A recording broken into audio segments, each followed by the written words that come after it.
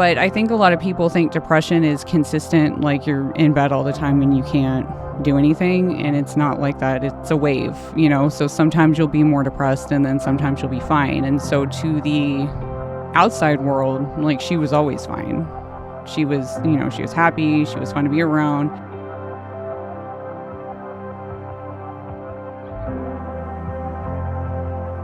When I talk about people getting sober, I always say the entire family has to get sober. There's a lot of mental health work that has to happen on everybody in the family when somebody gets sober in the family, because that didn't happen in a vacuum.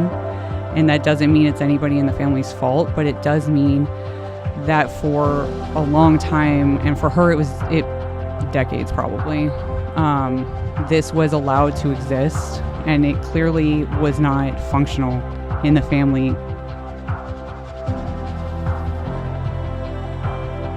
She obviously put together that we were going to do an intervention, and one of an addict's or an alcoholic's worst nightmares is an intervention, and the idea that they're going to have to either change behavior or something's going to be taken away from them.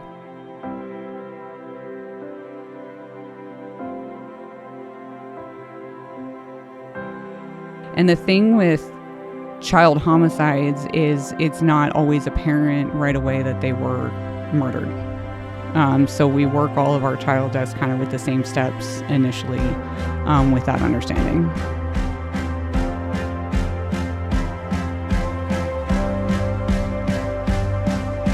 You're listening to the ATO Bridging the Divide podcast, brought to you by the Assist the Officer Foundation. Since 1999, the ATO has given assistance to the first responder community, and now we want to give them a platform to hear their incredible stories. We also want to hear the stories of the many people that support us. Our community is small, but it is strong. We have differences. We don't always agree, and we all make mistakes. But together we can grow, we can heal. And we can learn from those mistakes.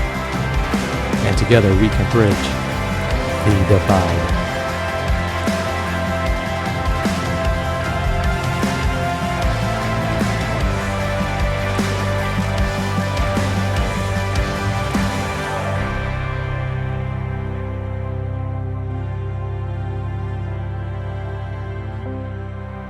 Growing up in a home shaped by instability and addiction meant never knowing which version of the day would be waiting. Some mornings felt almost normal, full of hope and quiet promises, while others carried the weight of tension, silence, or chaos before a word was even spoken. As a child, you learned to read rooms instead of books, to listen for tone instead of laughter, and to shrink up or step up depending on what survival requires. Love becomes inconsistent. Safety feels temporary. And trust is something you want deeply but don't know how to hold. By adulthood, those early lessons linger in the body and the mind, showing up as anxiety, hyper-independence, or a constant fear of things falling apart just when they feel good. Yet within the pain lives a fierce resilience, the ability to endure, to empathize, and to feel deeply. Healing becomes the quiet act of teaching yourself that stability can exist, that love doesn't have to hurt, and that the child who learned to survive now deserves to learn how to rest. Like every story, there must be context, and a broad view is needed to help grasp the full picture of why people take different journeys in life and why some upbringings cause a deep passion to serve and to protect those who cannot protect themselves. In helping other children, they are not only breaking cycles but honoring the child they once were, turning survival into compassion and wounds into a reason to protect, guide, and heal. Today's story shows how pain can be transformed into a mission, a life devoted to breaking cycles, offering safety and compassion, and proving that even the most difficult beginnings can lead to a future defined by healing and helping others. To tell this story, we are sitting down with Dallas child abuse detective Kristen King. Kristen King, thank you for being here. Thank you for having me. This is going to be different for me and maybe you. I don't know. How much do you listen to these? Yeah, I've listened to a couple of them, She but barely listens. Just a couple of them? every Okay. once in a while, just enough to tell Joe that I actually heard it. Well, for anyone who might be joining this podcast pretty late into the catalog we have, or maybe you're not even an officer on the department and don't know, Kristen King is the wife of Joe King.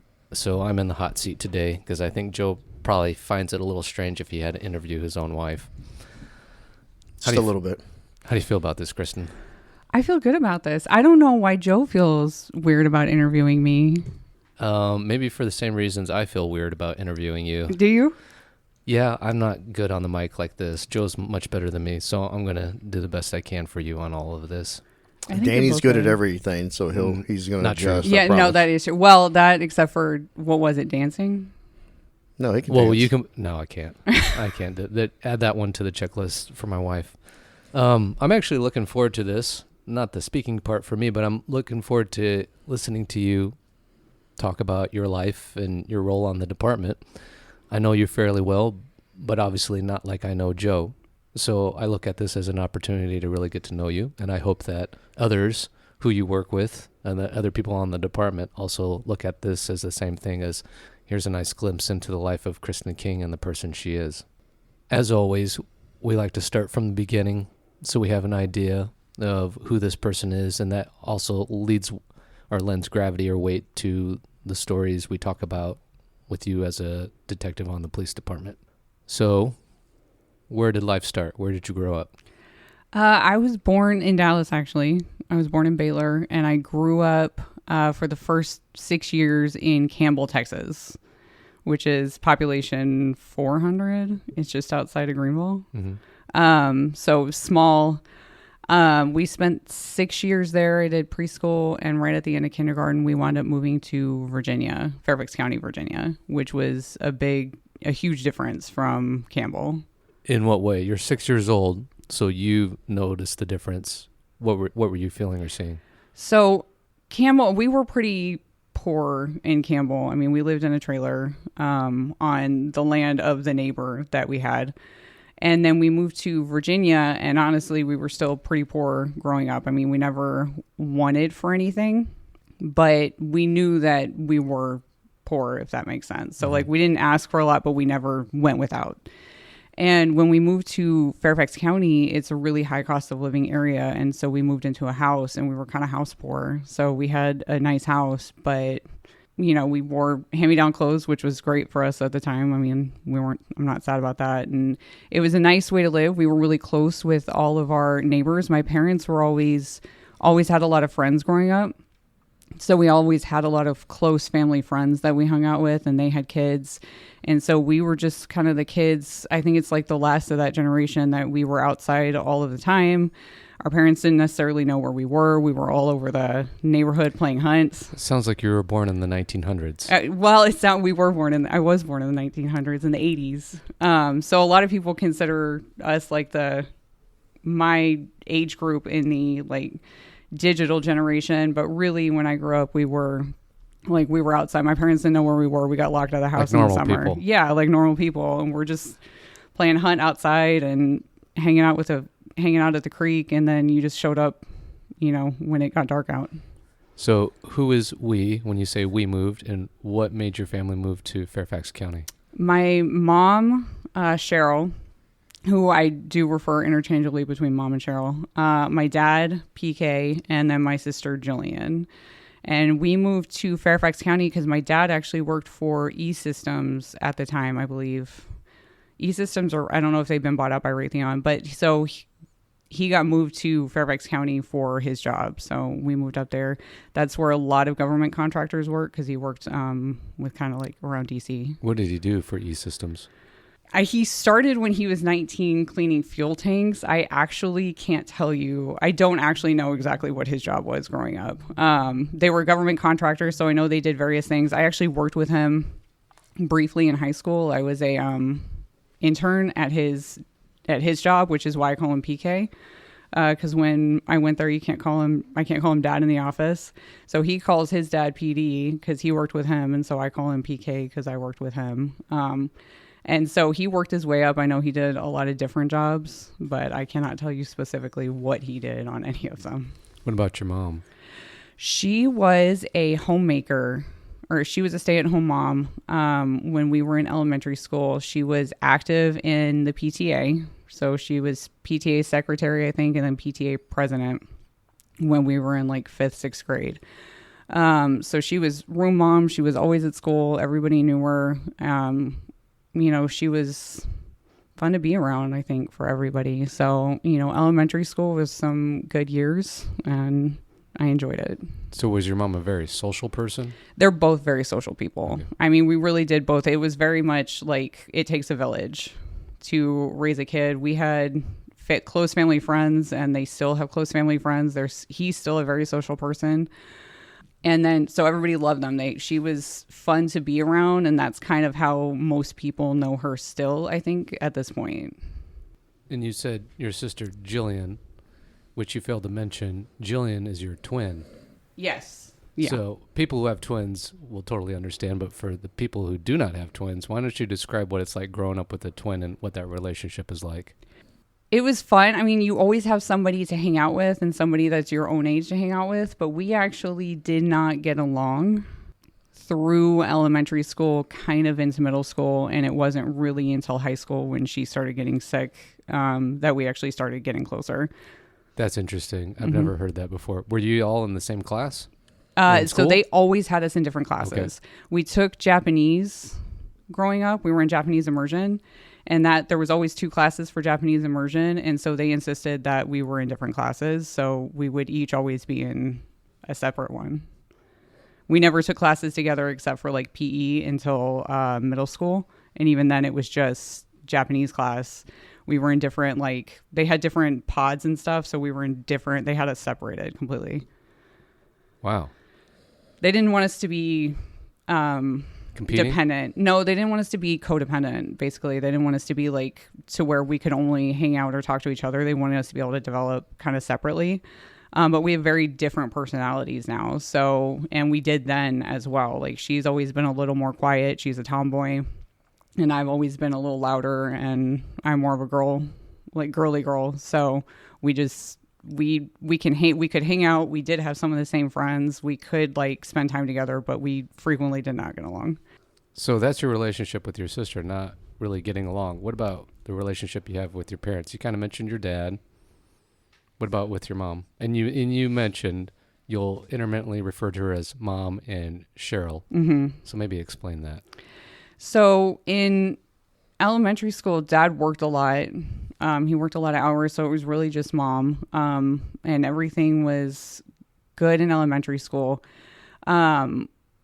She started drinking. When we moved to Virginia, she had a really hard time with that. She got very depressed, and she never really got over it. So she started, I guess, drinking more. I don't know if she really drank before that or how much she really drank before that.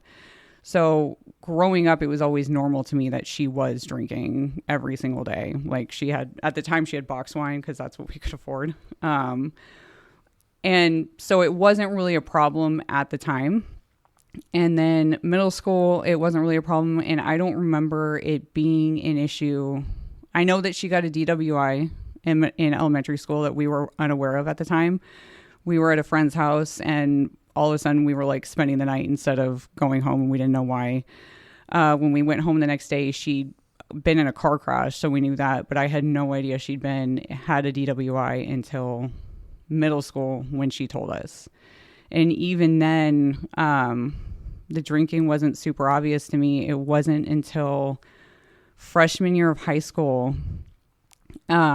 She came home one day, and she usually got bronchitis at least once a year around Thanksgiving when we would pull out the Christmas decorations and all the dust would give her bronchitis. So that year we pulled out the Christmas decorations and she got bronchitis, but she never actually went to the hospital or the doctor to do anything about it. So she got sick, and she stayed sick until MLK weekend in January. And she came home that Friday, and she was feeling really terrible, and we kept trying to get her to go to the doctor or go to the hospital, and try to get her to go to the doctor and go to the hospital, and she kept refusing. And we called Dad, who was out of town at the time, and he was coming back in.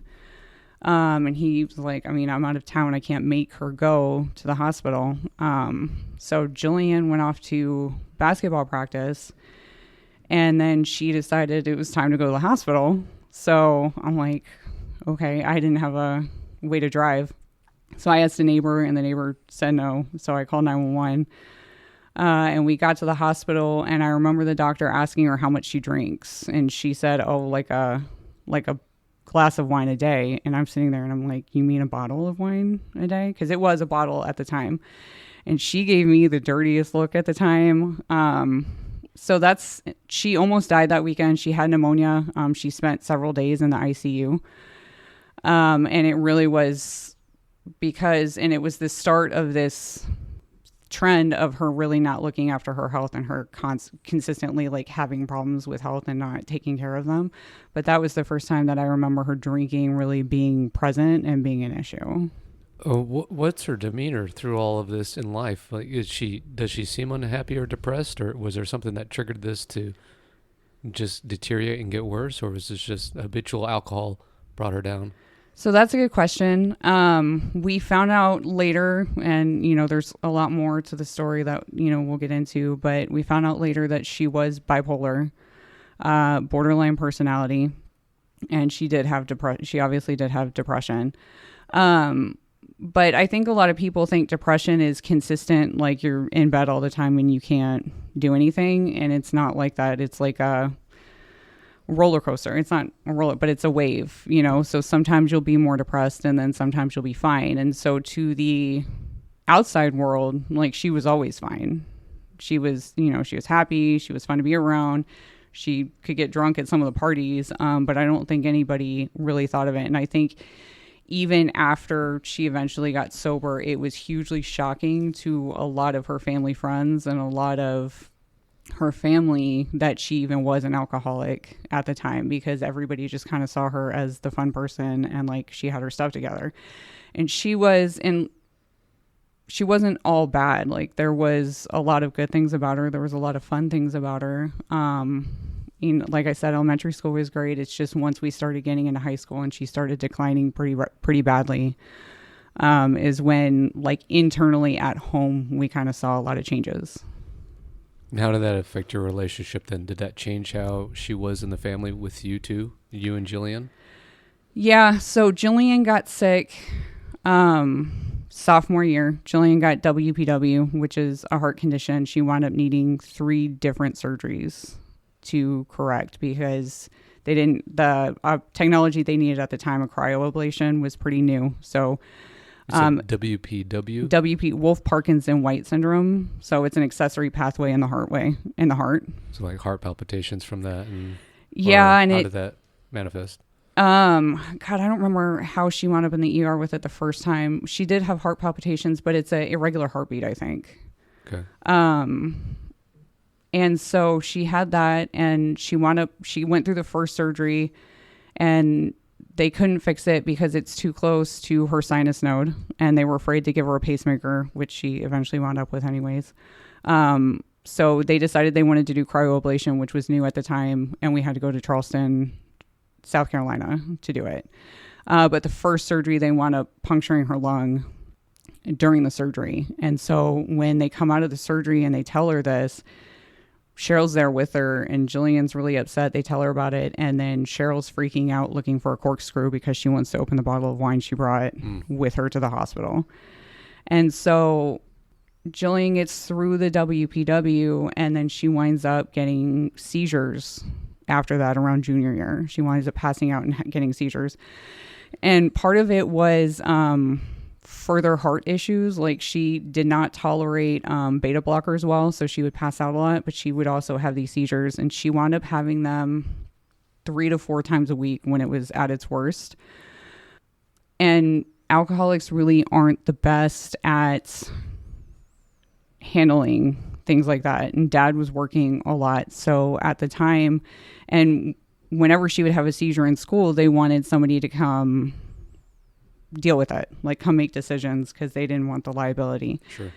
So I was like, well, I mean, either she's going to have to quit her job, because realistically I knew that you can't leave work 3 to 4 times a week if you're going to keep your job or I was going to be the one. So we decided junior year that when Jillian would have seizures, I would get called out of class to go make those decisions. And hopefully she would wake up and be fine and be able to go back to class. And every once in a while they'd call an ambulance. And I would try to get them not to call an ambulance.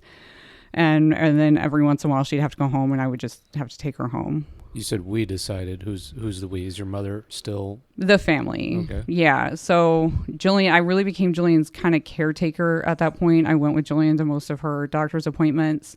She was switching medications a lot to see what she would tolerate, if she would tolerate different medications better. I made a list of her medications for the nurse because they were always asking every time she had to go to the hospital what medication she's on, and it was hard to keep up with them because she was constantly changing, and she was on like 10 medications at the time. So I really was just when Jillian and I got close because frequently I was getting called out of class to help her with that and then to go to her doctor's appointments. And Mom just... I don't remember her being super present at that point. I don't remember her being able to handle as much. Dad was still working quite a bit.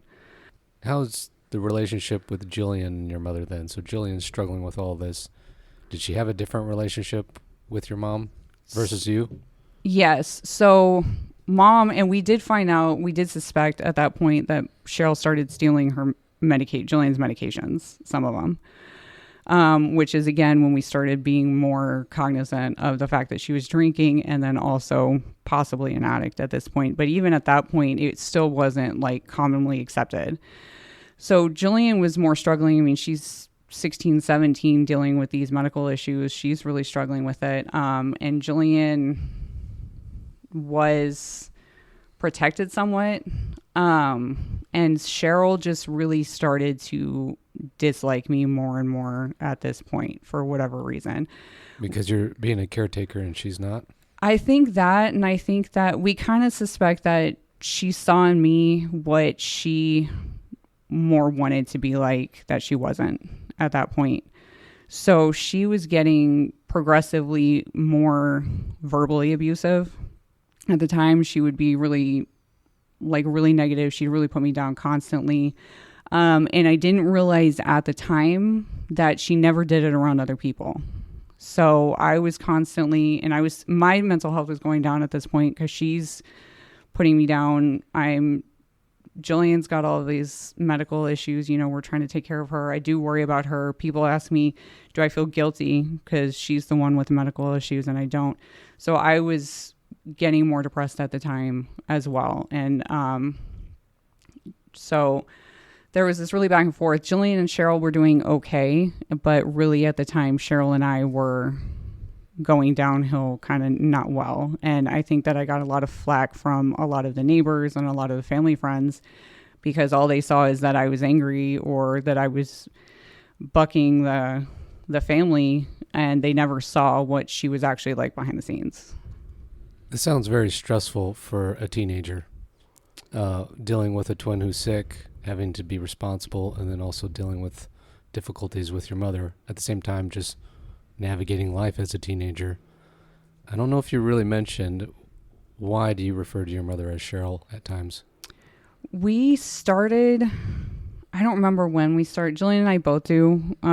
We started calling her Cheryl. I think that I revert to Cheryl whenever I'm talking about difficulties? Yeah. Distancing yourself? Yeah, I think it's a distancing thing. Not wanting to accept that that's part of the mother-daughter relationship. It's more like I love her. I love her as my mom. But when I think about all of those things that she did, it's really hard to... I think it's separating the two personalities more. So compartmentalizing? Probably. To protect yourself? Probably. So I do frequently preserve the good part of your relationship with your mother. Mm-hmm. Yeah. Interesting. Yeah. So how do you eventually get out of this in some ways? You have to leave and move and continue on with life. Yes. Jillian eventually stopped with the seizures. I don't think we ever really figured out what that was. So she kind of got better. Senior year, I actually missed, when I looked at my transcript one point, I actually missed about a fifth of it. And that was pretty much completely due to depression. I mean, I might have been actually sick, but physically manifesting being depressed all the time. Academically, though, how were you doing? I did fine. I graduated. It wasn't quite a 3.5, but it was like close. And I had like 5 AP classes. So academically, I actually did fine. So you had aspirations already then on what you wanted to do? I think at the time I wanted to be a doctor because I took AP Bio and I loved AP Bio. So I was like, I'm going to be a doctor. But I did not apply to any Virginia schools whatsoever. I applied to 3 Texas schools and 1 South Carolina school. Why Texas? Because we're from here. I think that I just wanted to move back. You were 6 when you left, right? Yeah, but we came back every year during the summer. So because my grandparents were still here. My grandfather, my mom's dad was still here at the time, and then my dad's parents. Which schools did you apply to? A&M, University of Texas, Baylor, and University of South Carolina. Okay, so you went for the big 3 here. All right, yeah. Good. And so I wound up going to A&M. Giga Maggie's. I didn't know that. You didn't know that? No, I didn't know you were an Aggie. Yeah, I'm an Aggie. I spent. And of course, if I had to guess, I would say you went into psychology, but what did you go in for? So I actually wound up, I didn't graduate from A&M. My bachelor's is actually in criminology, law, and society. My master's is in forensic psychology. All right. But so I loved A&M. A&M was a lot of fun. But I think that I never really got out of the depression that I had in high school. So, I didn't do great class-wise, mainly because I didn't go to all of my classes a lot of times. I think I actually got a C in biology, mainly because I showed up and took the test and got A's on the tests, because I'd already taken the class, basically, in high school. So I didn't do great. So you're not as interested in class? I was not at the time, no. So what is filling your interest in? Hanging out with friends. I think I slept a lot. And, it's weird because I don't have a lot of memory from that particular time period. And I realized that more and more, like a few weeks ago. If you ask me specifics about that particular time period and even really high school, there's a lot of blanks about it. I don't actually have a lot of memories surrounding it. But, so I went to class. My health kind of declined. I got to a point, I did summer school, I did A&M, and then I finally kind of got to a point one summer. It was the end of summer, so it was fall, where I was just more and more depressed, and I was like, I don't want to be like this, so I went to a university doctor to get prescription medication for it. Which I don't necessarily recommend. I think that you should go to most likely a psychiatrist to get prescription medication. I think that there are a lot of benefits to going on for a lot of people, and it really is individual on whether you're going to go on like antidepressants or whatnot.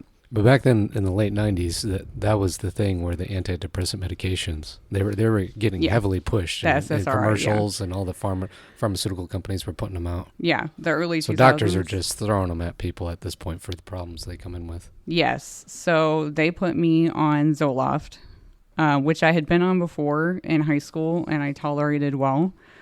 They put me on like 50 milligrams of Zoloft, and I still had a lot of depression.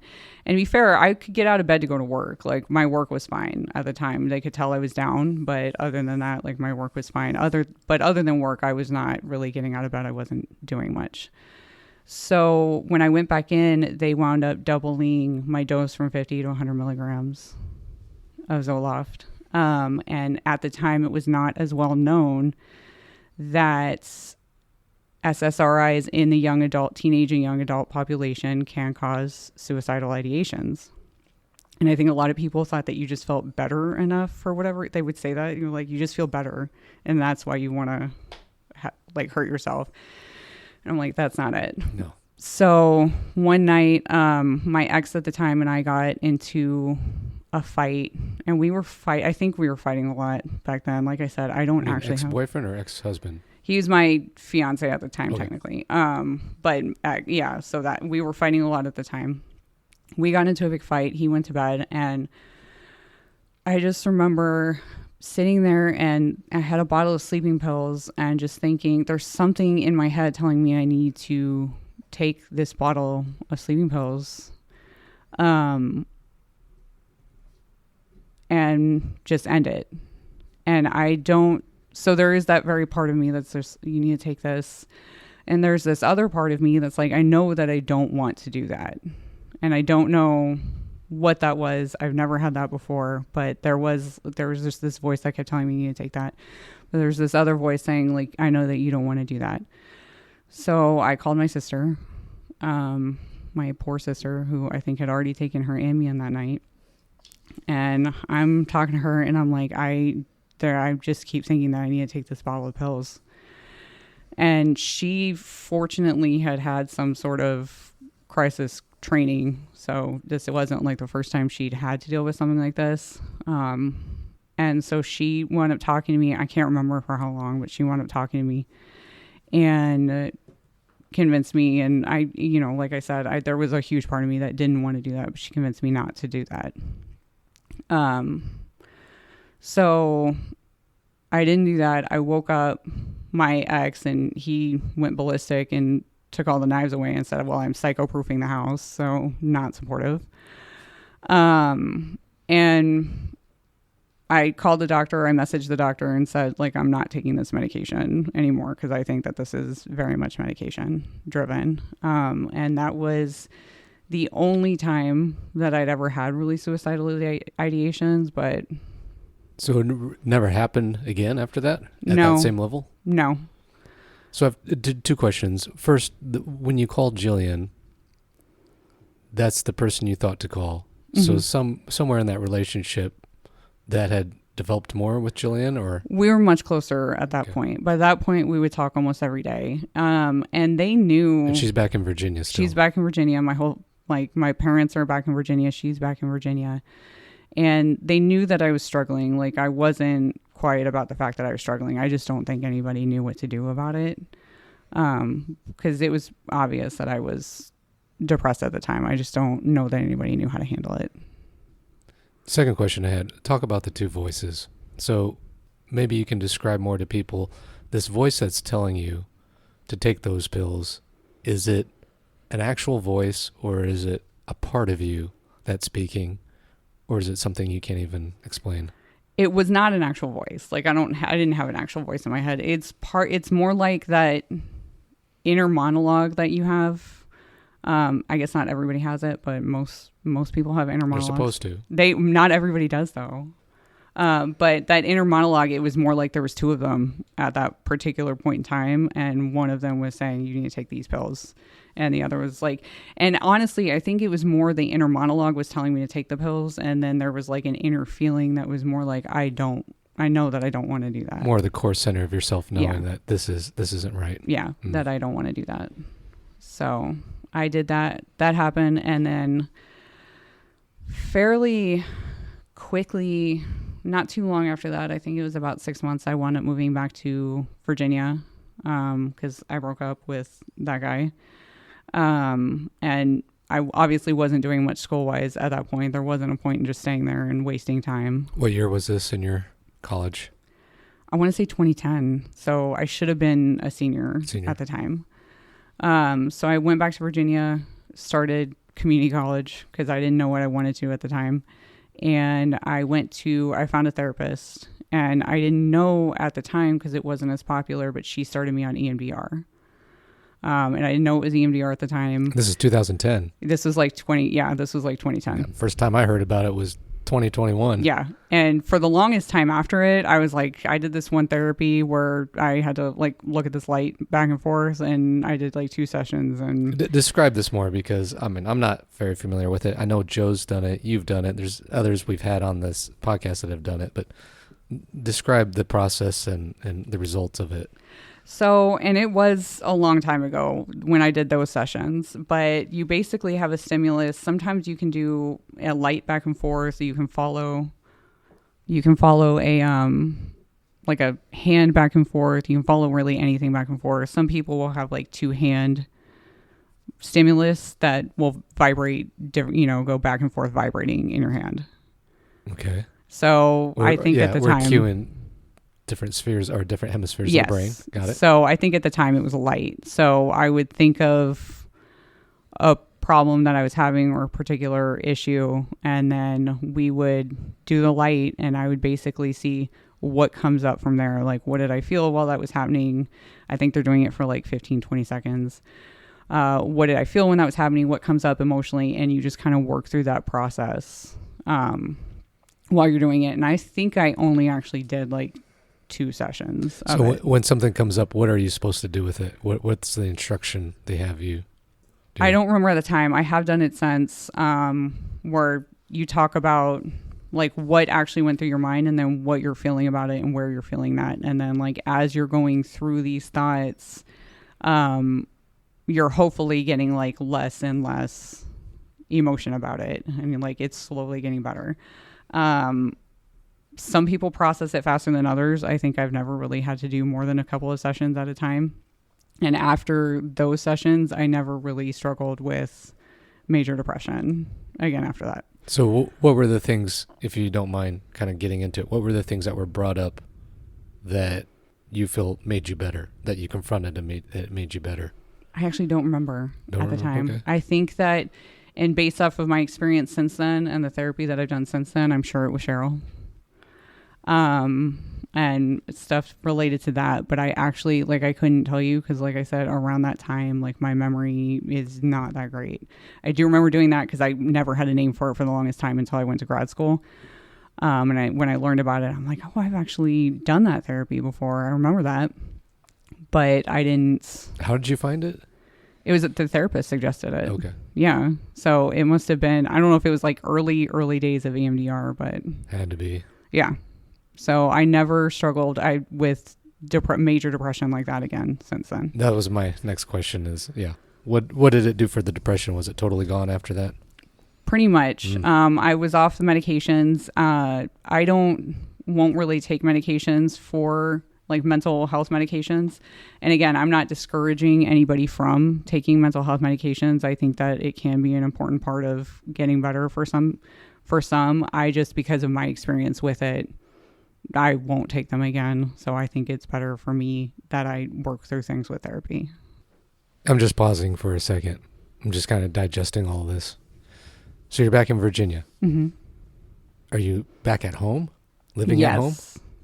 Yes. So I moved back home while I was finishing school. I wound up going to community college and then George Mason University and getting my degree. I got it together, so I got straight A's after that. That's a big difference from Texas A&M. It is. But it's probably the change that I needed. Sure. To kind of grow up at that point. I think everybody picks a different point in life where they grow up. And I think for me, that was right around 21. And 21's when I finally got on track. So I got my associates, I got my bachelor's finally, and kind of got more on track that way at that point.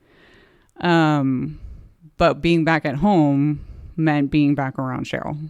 And Cheryl's behavior had not gotten better at that point. She was even more into drinking. And then at that point, and we didn't put a lot of the stuff together until after, but we think that she was abusing prescription pills as well at the time.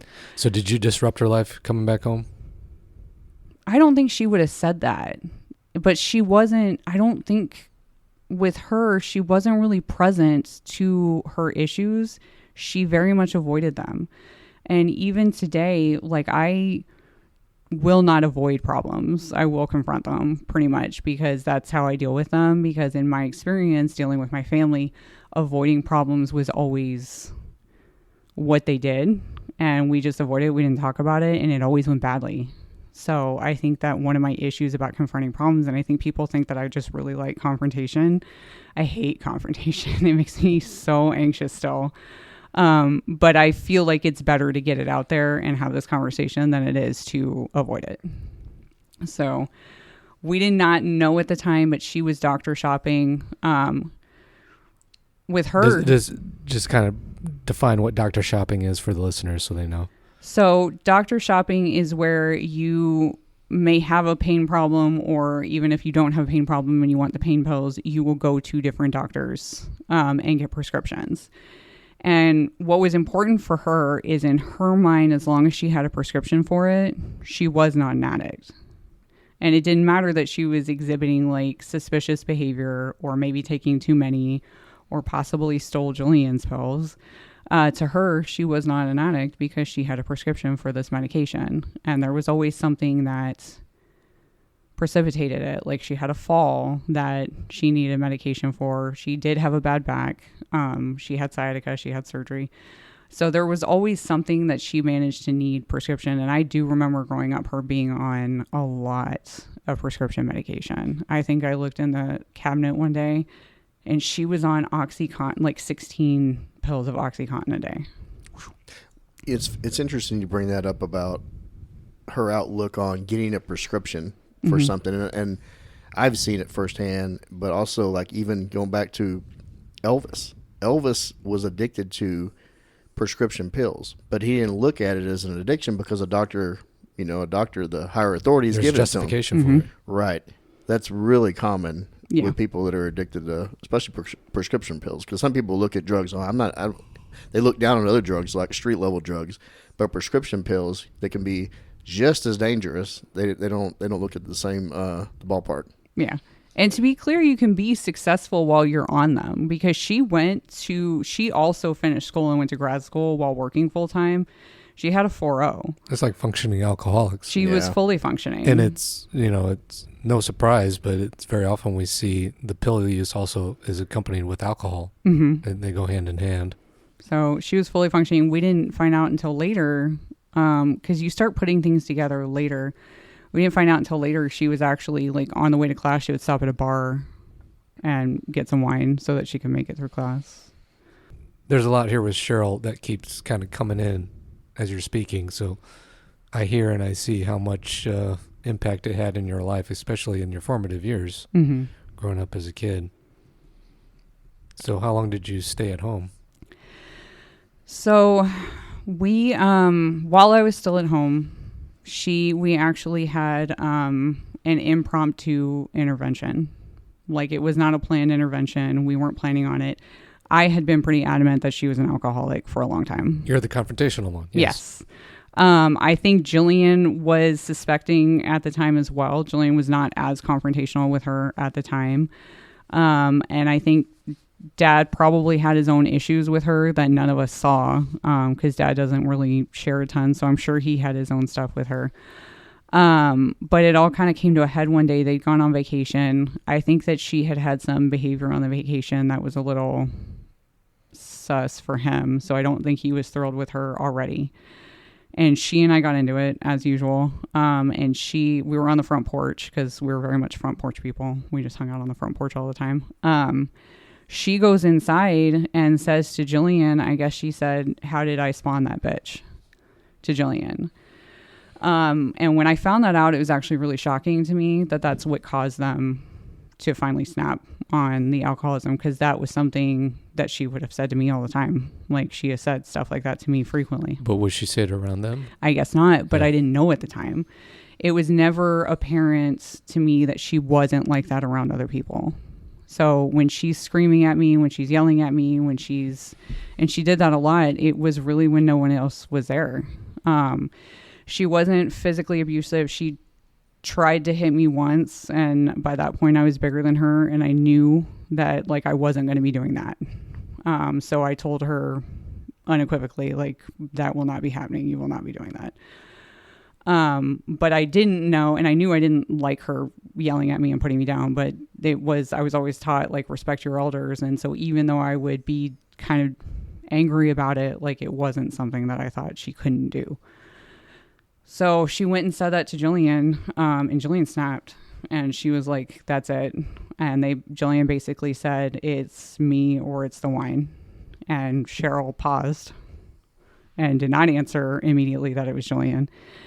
And Jillian and I wound up leaving, and I feel really bad for leaving my dad to deal with that alone at the time, but we wound up walking out, and I guess she and Dad had like a come to Jesus meeting after that, and he wanted her to go to go to rehab. And so I remember her coming to me the next day and going, well, I'm going to find a therapist. And that's kind of what she wanted. And I have noticed that with like when people get confronted, they'll be like, oh, well, I'll find a therapist. And the answer was no, like you're going to go to rehab.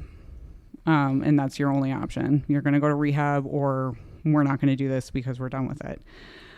So she wound up going to rehab. She actually went to rehab for both alcohol and the pills because they put her on Suboxone. And so she got sober.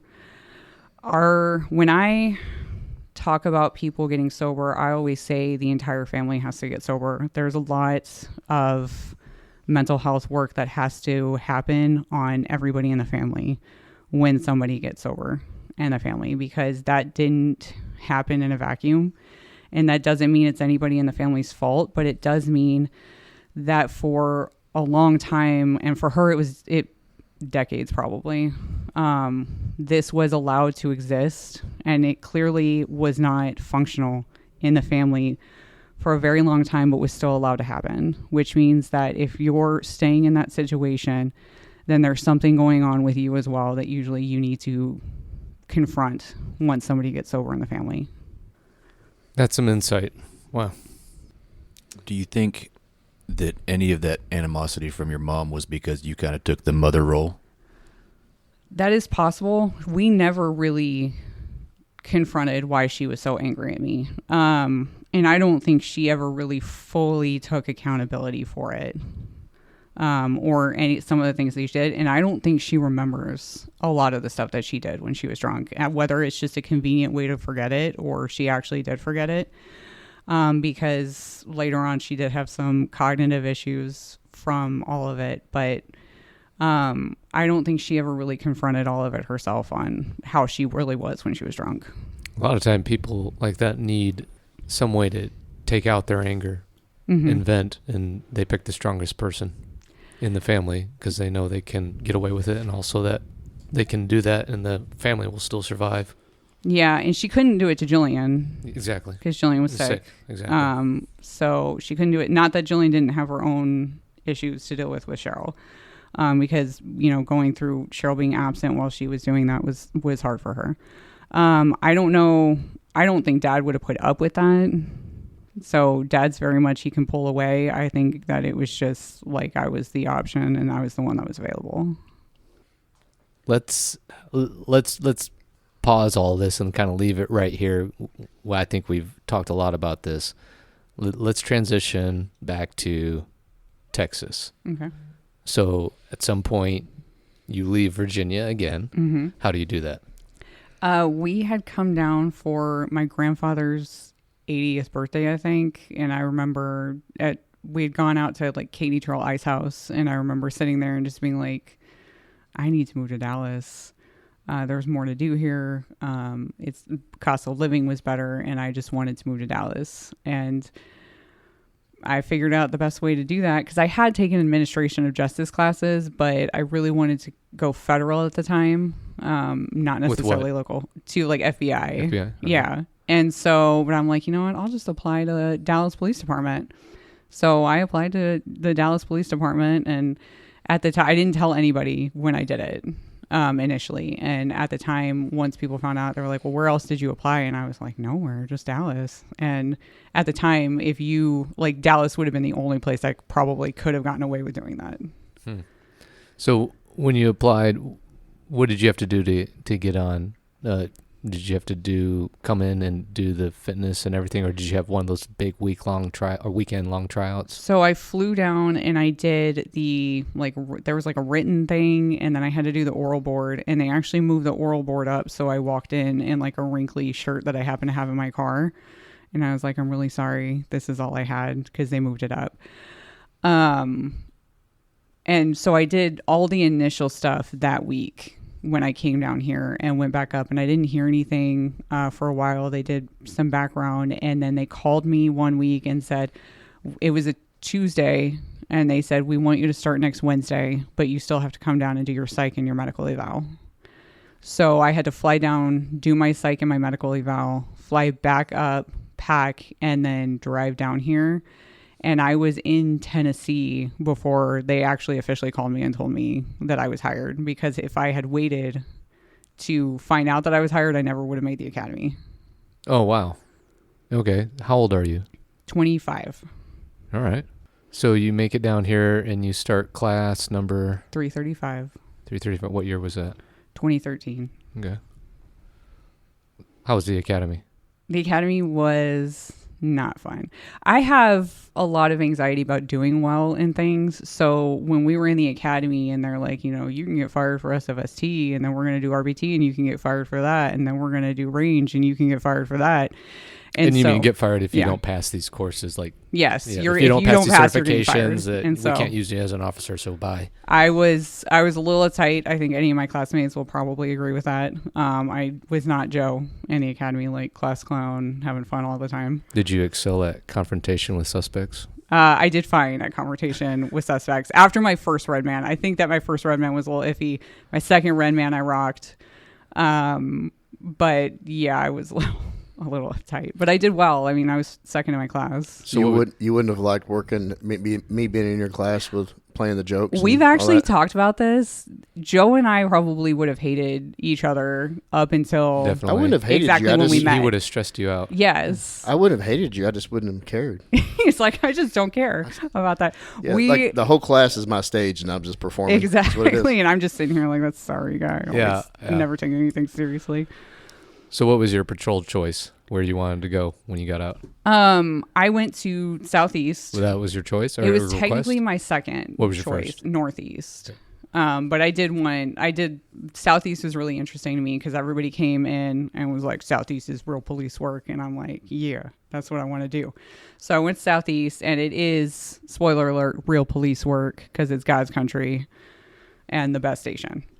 But I did all of my training and mark patrol. that as one of the lines that Mark you that. say. Yeah, right in the beginning. About People get Southeast. so mad. I did, but I love Southeast. I did all of my training and patrol work at Southeast. How many years? I only did, and I do hate to say this, I only did 4.5 years in patrol. Okay. That's more than a lot of these kids now. I know. I wished I could have stayed longer, but when I promoted, that was right around the time that they were talking. We had Hall at the time, and they were talking about, where they will randomly say no one's leaving patrol, and then you never know when you're leaving patrol again. That was about to happen, and then the opportunity to go to legal came up, so I went ahead and took it. Any stories or people you want to mention or talk about from Southeast? I mean, I had a ton of fun at Southeast. Patrol is really fun. I think they have it so hard these days, but it was a lot of fun. I enjoyed the Deep Grove. We spent an entire day searching through a junkyard and empty field for a deceased person. And then to catch a murderer? No, To Catch a Murder was off a hottie. Okay. It was Elwayne. Behind it was the like station. 755 Elwayne or something. Yeah, and that was actually really interesting because we spent, some guy calls 911 and is like, there's a guy just escaped from this shed and there's a dead body in it. And, that's never real. It never turns out to be true, but we're going in case it is. So we went and found the shed, and we could hear this guy losing it inside the shed. So we established a perimeter around the shed, and I think we were waiting for SWAT at the time. Like we called them out because it was technically like a BP. And so at some point, the guy just comes out of the shed with, I think he had like a chair or a blower. He had something in his hand. He throws it and then he takes off running, and pretty much everybody at this point has their rifle out, and there's a fence and they can't hop the fence with a rifle. So I jump the fence and I'm going after him, and I run it. I wind up on another street, and I'm not great at the geography, so I have no idea where the hell I am. And this guy is always like, he went that way with a shotgun, and I'm like, bro, it's you. This is you. So we arrested him. But he was trying to convince me that the actual guy who looked just like him. Yeah, and those pants you were wearing weren't his either. Yes, yeah. He was in shorts deal. and no shirt was the other guy. And then when we wound up going into the shed, There was actually a deceased person. He had a girlfriend, and he got mad at the girlfriend's ex-boyfriend and invited him over and tortured and killed him. Yeah, tortured and killed him. And then like I think beat her up. So when I walked into the shed, he was so stuffed into the corner that I didn't see him at first and almost stepped on him. Yeah. Mm. So that was the first time I had to go to court with body camera. And I smile when I'm uncomfortable, and it was a very awkward court experience for me. Because I'm hearing myself talk, and I already hate the way I sound. So you're smiling about this murder case? I'm not smiling about the murder case. I'm laughing at myself, guys. But yeah, I'm fortunately looking like the video is facing away from the jury because I'm like, this is bad. I'm just laughing. It looks like I'm just laughing at this case. But yeah, so be careful what you say on body cam. Yeah, good times at Southeast. So you left. You applied or transferred to legal. So I know. Well, why legal? Why would you do such a thing? Because it was a good opportunity to learn. That's how it was presented to me. By who? By Joe King. Okay, back up. By Joe King. Yeah, I went and worked at legal. I met him. And he said, hey, apply to legal. It's a great place to work. Well, we actually had a mutual friend that suggested me for legal. And so they were looking for somebody. He wanted somebody that would work hard. And yeah, and the talent pool going to legal, the prospects, you know, up there's so much work in legal you have to do. And you remember you talking about it. And people don't realize that. They think it's going to be easy. It's going to be a retirement gig. And for some, and a lot of people that were up there, it was. They just... one of them did nothing, you know, and I needed help doing my role. And as far as like at that time, we were rolling out new case filing procedures for the entire department, and I needed help doing that. And the mutual friend said, "Hey, Kristen, you remember her from Southeast?" I go, "Yeah, I didn't really know her, but said she's a hard worker and she's very intelligent." And I said, "I can do a lot with intelligent people, you know, and especially this job because it's a lot of process. It's a lot of tedious process, and there's a lot of it." And so I said, okay. I told the mutual friend, you know, give me her number, and then we met, and then she started up there. He brushes over it. He thought, because I told you I'm an uncomfortable smiler. So I was like very uncomfortable and stressed when I met him. And you're just grinning at him. Yes, she was. And I was thinking, she's not taking this serious. She's another fan of Joe King. Yeah, he's like, I just got to meet another fangirl over here. Yeah, another J off on the department. So that's what he thought.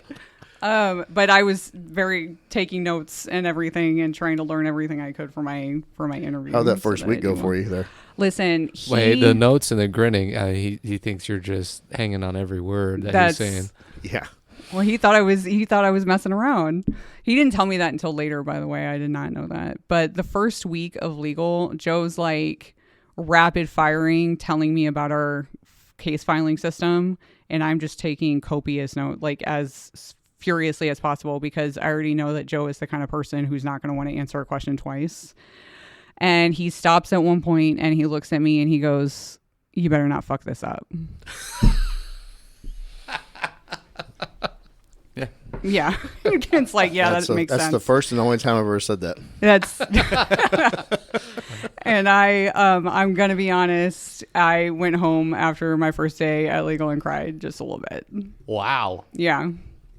This is a good story. Yeah. I wasn't planning on getting too much into all of this. I was going to let you just brush and say, "Hey, I met Joe King in legal when I worked there," and say a few things. Well, I do want to, since we're getting into a little bit of the backstory on this. So at the time, they were getting close to the patrol freeze, and Hall was here. Well, and I can say this now that they're gone. Chief Shaw was a 2-star chief, and Chief Alonzo, he was a 3-star, I believe, because he was interim. I had to go to them and say, listen, because they knew the case filing problems we had in legal department wide, right? They knew all the problems we had. I had to go to them and say, listen, we need help here. I need help here. And there's a person that applied that's in patrol. And I know the patrol freeze is coming on. And I remember Alonzo looking at it. He looked him up in IWM, looked Kristen up in IWM, and then goes, if I see this name come across my desk, I'll sign off on it, because he was overall patrol at the time. So that's why I was so adamant about, I got don't fuck this up. Yep. Yeah, you got to do well. And it took a lot. And it was a good experience because I learned so much about the case filing, and there was a lot of issues at the time. And I think it was beneficial because I learned it from the start. I learned it the right way. Exactly. I didn't go in. You know that system better than all these other detectives on the department. Yes. I didn't go in with any bad habits. Yeah. So, and Joe actually really taught me a lot about, and I'm not going to talk too much about Joe King because we do that enough, but he did teach me a lot about, like, if you see a problem, you can be the one to solve the problem, and, like, you know, just take responsibility, take ownership, and, you know, solve problems as they come. There's a lot of people that just like, well, that's not my job.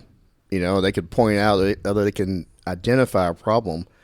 Well, it's not my job to fix it or come up with a solution. So I'm going to sit back here and just wait till somebody else does. And sometimes nobody else. Until someone tells me to do it. Right. Yeah.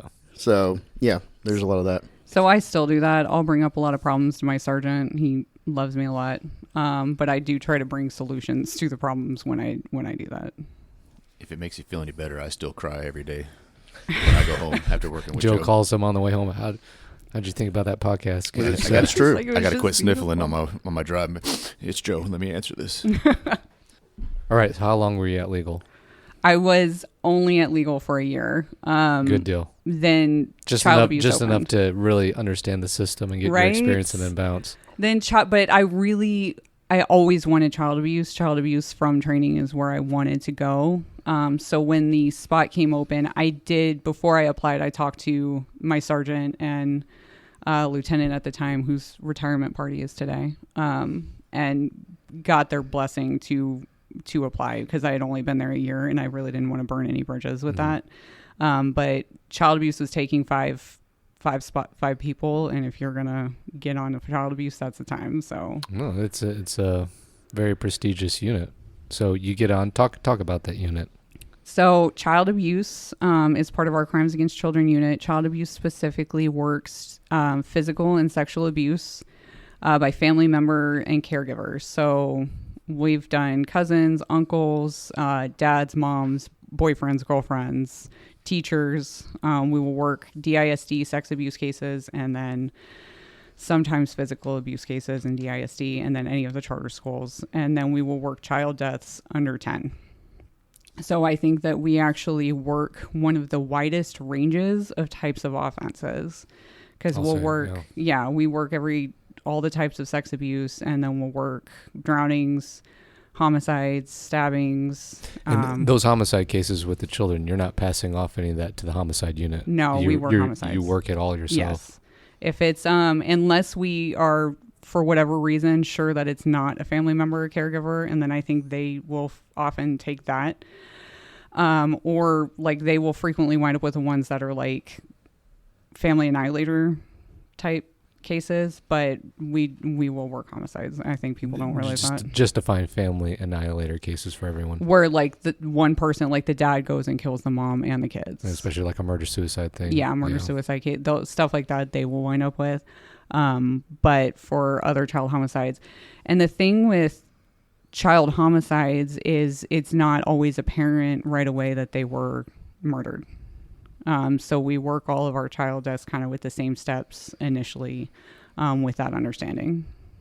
Can you talk about we're going to get into all the facets of child abuse, but can you talk about the significance of the reach doctors and their role, and since we're on the homicide topic and injury topic? Yeah, so reach doctors, it's risk evaluation assessment for children. It's an acronym. They're based out of Children's Hospital, and they are child abuse experts, actual board like certified child abuse experts.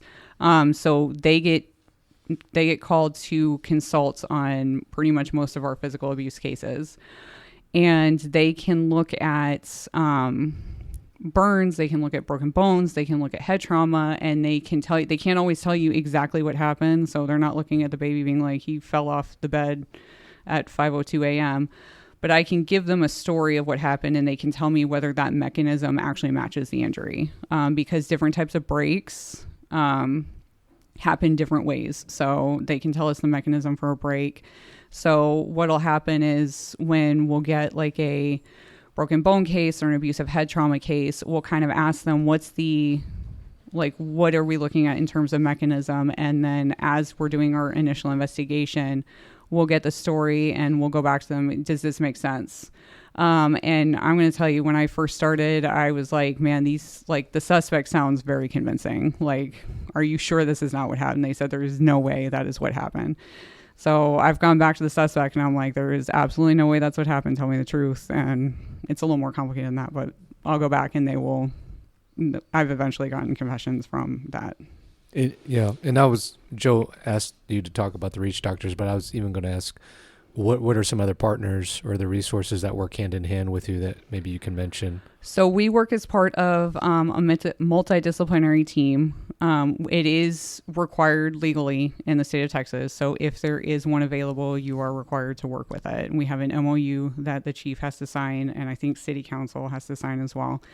And as part of our MOU is law enforcement, the DA's office, the forensic interviewers, the family advocates, who are the ones that kind of touch base and make sure the families have what they need. They'll come in, they'll meet with the families on the day of the interview, make sure they'll follow up with them, make sure that they're reaching the resources that they need. They're the ones that are giving them, like, if they need a backpack, they'll give them backpacks. They've helped them with room, bedding stuff, gift cards that they need. Everything like that. Therapists are housed out of DCAC. They'll be there. CPS as well. And then the ME's office. And I'm sure I'm missing somebody, but that's... Yeah, there's probably a lot. Yeah, it's everybody involved in the case. And what they found is working as part of an MDT increases cooperation, increases the ability to close the case, and decreases the costs involved with the case. I have a lot of respect for child abuse detectives. There's just so much that they do, which you're kind of mentioning, so many different types of offenses. But I think there's also a big difference on the types of interviews you do and how emotionally charged they can be, especially if you're a detective who has kids. Also interviewing children, and then just kind of dealing with that part of trauma and grief from a family aspect. Talk about dealing with the kids who are witnesses to this, or even some of the victims. So one of the things I'm really grateful for with the MDT, and again, the MDT I think is really beneficial. We don't always get along. We don't always have the same opinions, but I think we all kind of respect the role that because we don't all have the same role. We don't all have the same goal, but I think we all kind of respect the role that we play, and it does help with the cases.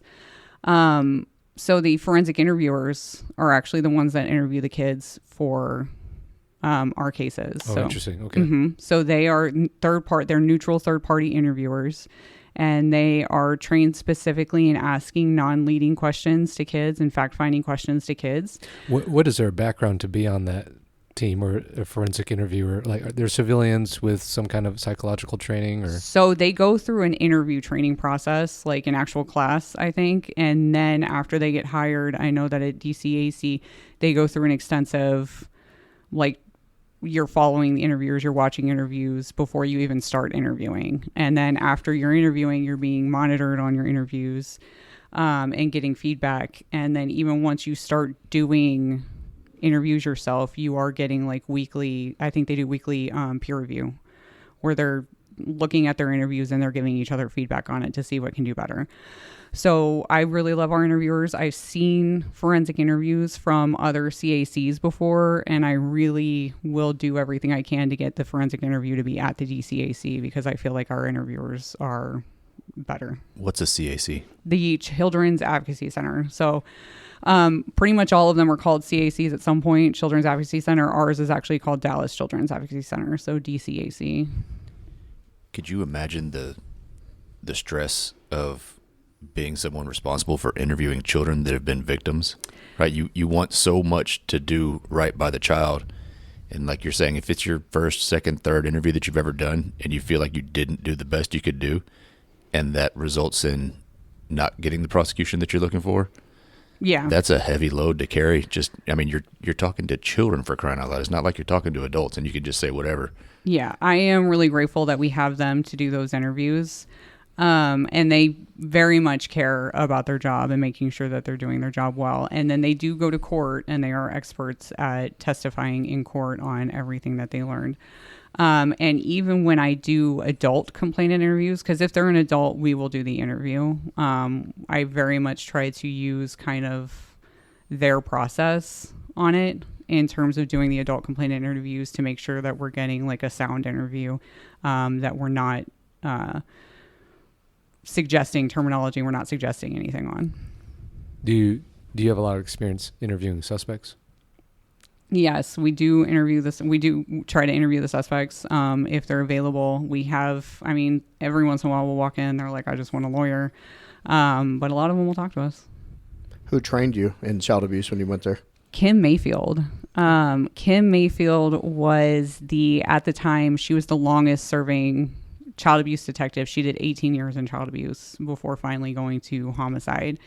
And she's considered, I mean, she's excellent. She was very detail oriented. She was very thorough, to the point where like she would have a lot of cases still open because she just couldn't close them out. She wanted to keep working on them. So she is considered, they call me Kim Jr. basically, because we are very similar in terms of like how we went. Yeah, kind of. I would say if you're going to interview suspects, I like it. I like your confrontational. So we actually are often not very confrontational with the suspects. Sure, yeah, I know. Yeah. But okay, we can become confrontational just depending on how the interview goes. How long did it take you to get really comfortable with doing that type of work? So we talk about this a lot. It takes about 3 years before you're actually comfortable doing most of the work. And even then, we still, like even Corey, who's done it for 20 years now, will still roll over and ask someone else questions on how we think we should do this case, what we think we need to do. When we're on call, we'll call someone else if we're like, I don't know if I need to go in on that. So it takes 3 years before you're even comfortable with the work, and then it's still a learning process from there. Do you think there's a shelf life on this job? I mean, you just said Corey's been in it 20 years, and then yet you say it takes at least 3 years to get to where you believe you're competent or proficient. It's a lot. It's a lot of work as a detective, as an investigator, as a human being taking this on. So you have a time commitment there. But I can't imagine how much you see and do and how you can even bring that home. What do you think on that shelf life, like with this job? It really depends on the person. So Corey's been there 20 years. Blaine and Leighton have been there a long time, I think 10-ish years, 9-10 years. And then we've had people that will lead, that, we'll do it for a couple of years, and then they're like, you've got to send me out. I can't do this. It's not a job that you can do if you don't want to do. You can't be, we did have Cooper got voluntold there at one point.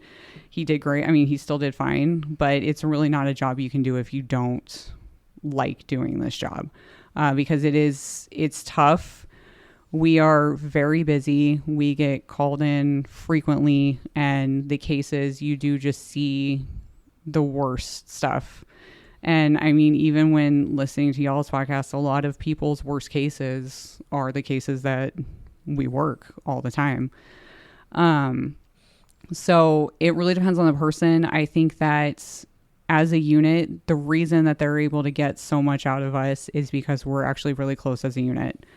We're friendly. We do happy hours together. We run races together. You're a family. Yes. And so, well, can you mention your teammates? Yes. So I work with, and I mentally, every time I mention them, I have to go in order down their desks. So Correa, Puente, Leah and Rena are admin, and then Corey Foreman, Leighton, Blaine. I forgot Jose Kim. He's over there. Jeanette, Delgado, Stephanie Puente. So we have 2 Puentes now. Irene, and then Dylan's new as well.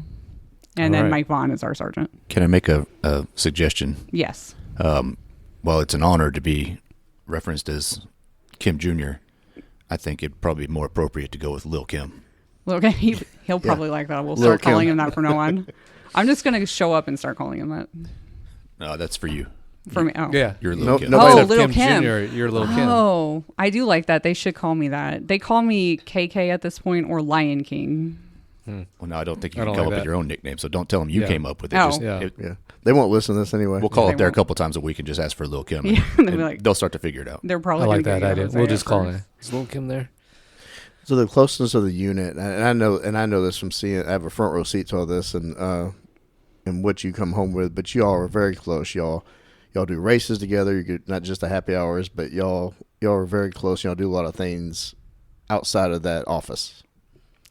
Yeah. And so I think that the fact that we like each other so much and we get along so well is the reason that we're able to, because they really have, like, Joe's seen the worst of me when I'm really struggling, but they have also seen me at my worst. And like, they can when I'm relate. struggling. You all are Yeah. each other's support group. Yes. No one else understands the job you're going through other than those people. Yeah. So they've seen me when I'm angry because of a case or something else that's going on. They've seen me when I'm sad. I think they've all probably seen me cry at some point. They've seen me tired because we haven't slept and we've been working for 20 hours. And everybody is there for each other. So, you pick up the slack, you're there when they need it, and you're there to listen. And so I'll roll over to Blaine all the time and just start talking about my life or what I'm upset about. And it's funny because a lot of times the cases we get stuck on the most are the ones that technically should be the easiest. Mm-hmm. So I think that's the only reason they get as much out of us as they do, is because we are a really close unit and we get along so well.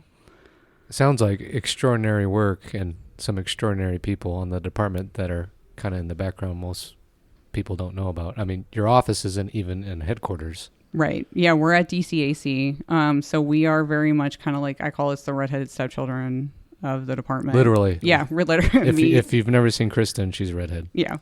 So that's what I call us, because we are over there, so we're kind of out of sight, out of mind. And child abuse is not a popular topic. People don't like it. Is a conversation killer. People just don't even like the title, Yeah. right? People don't like it talking makes about it. people cringy inside just to hear the title, child abuse. Yeah. Yeah. So people appreciate what I do, but they never want to talk to me about it. I think maybe it's more, I can see, especially people who would be moms, Mm-hmm. maybe not want to even broach into that subject and hear about these things. But I think in some ways people just don't even know where to start with asking what kind of questions Mhm. to find out about you and your job. Yeah.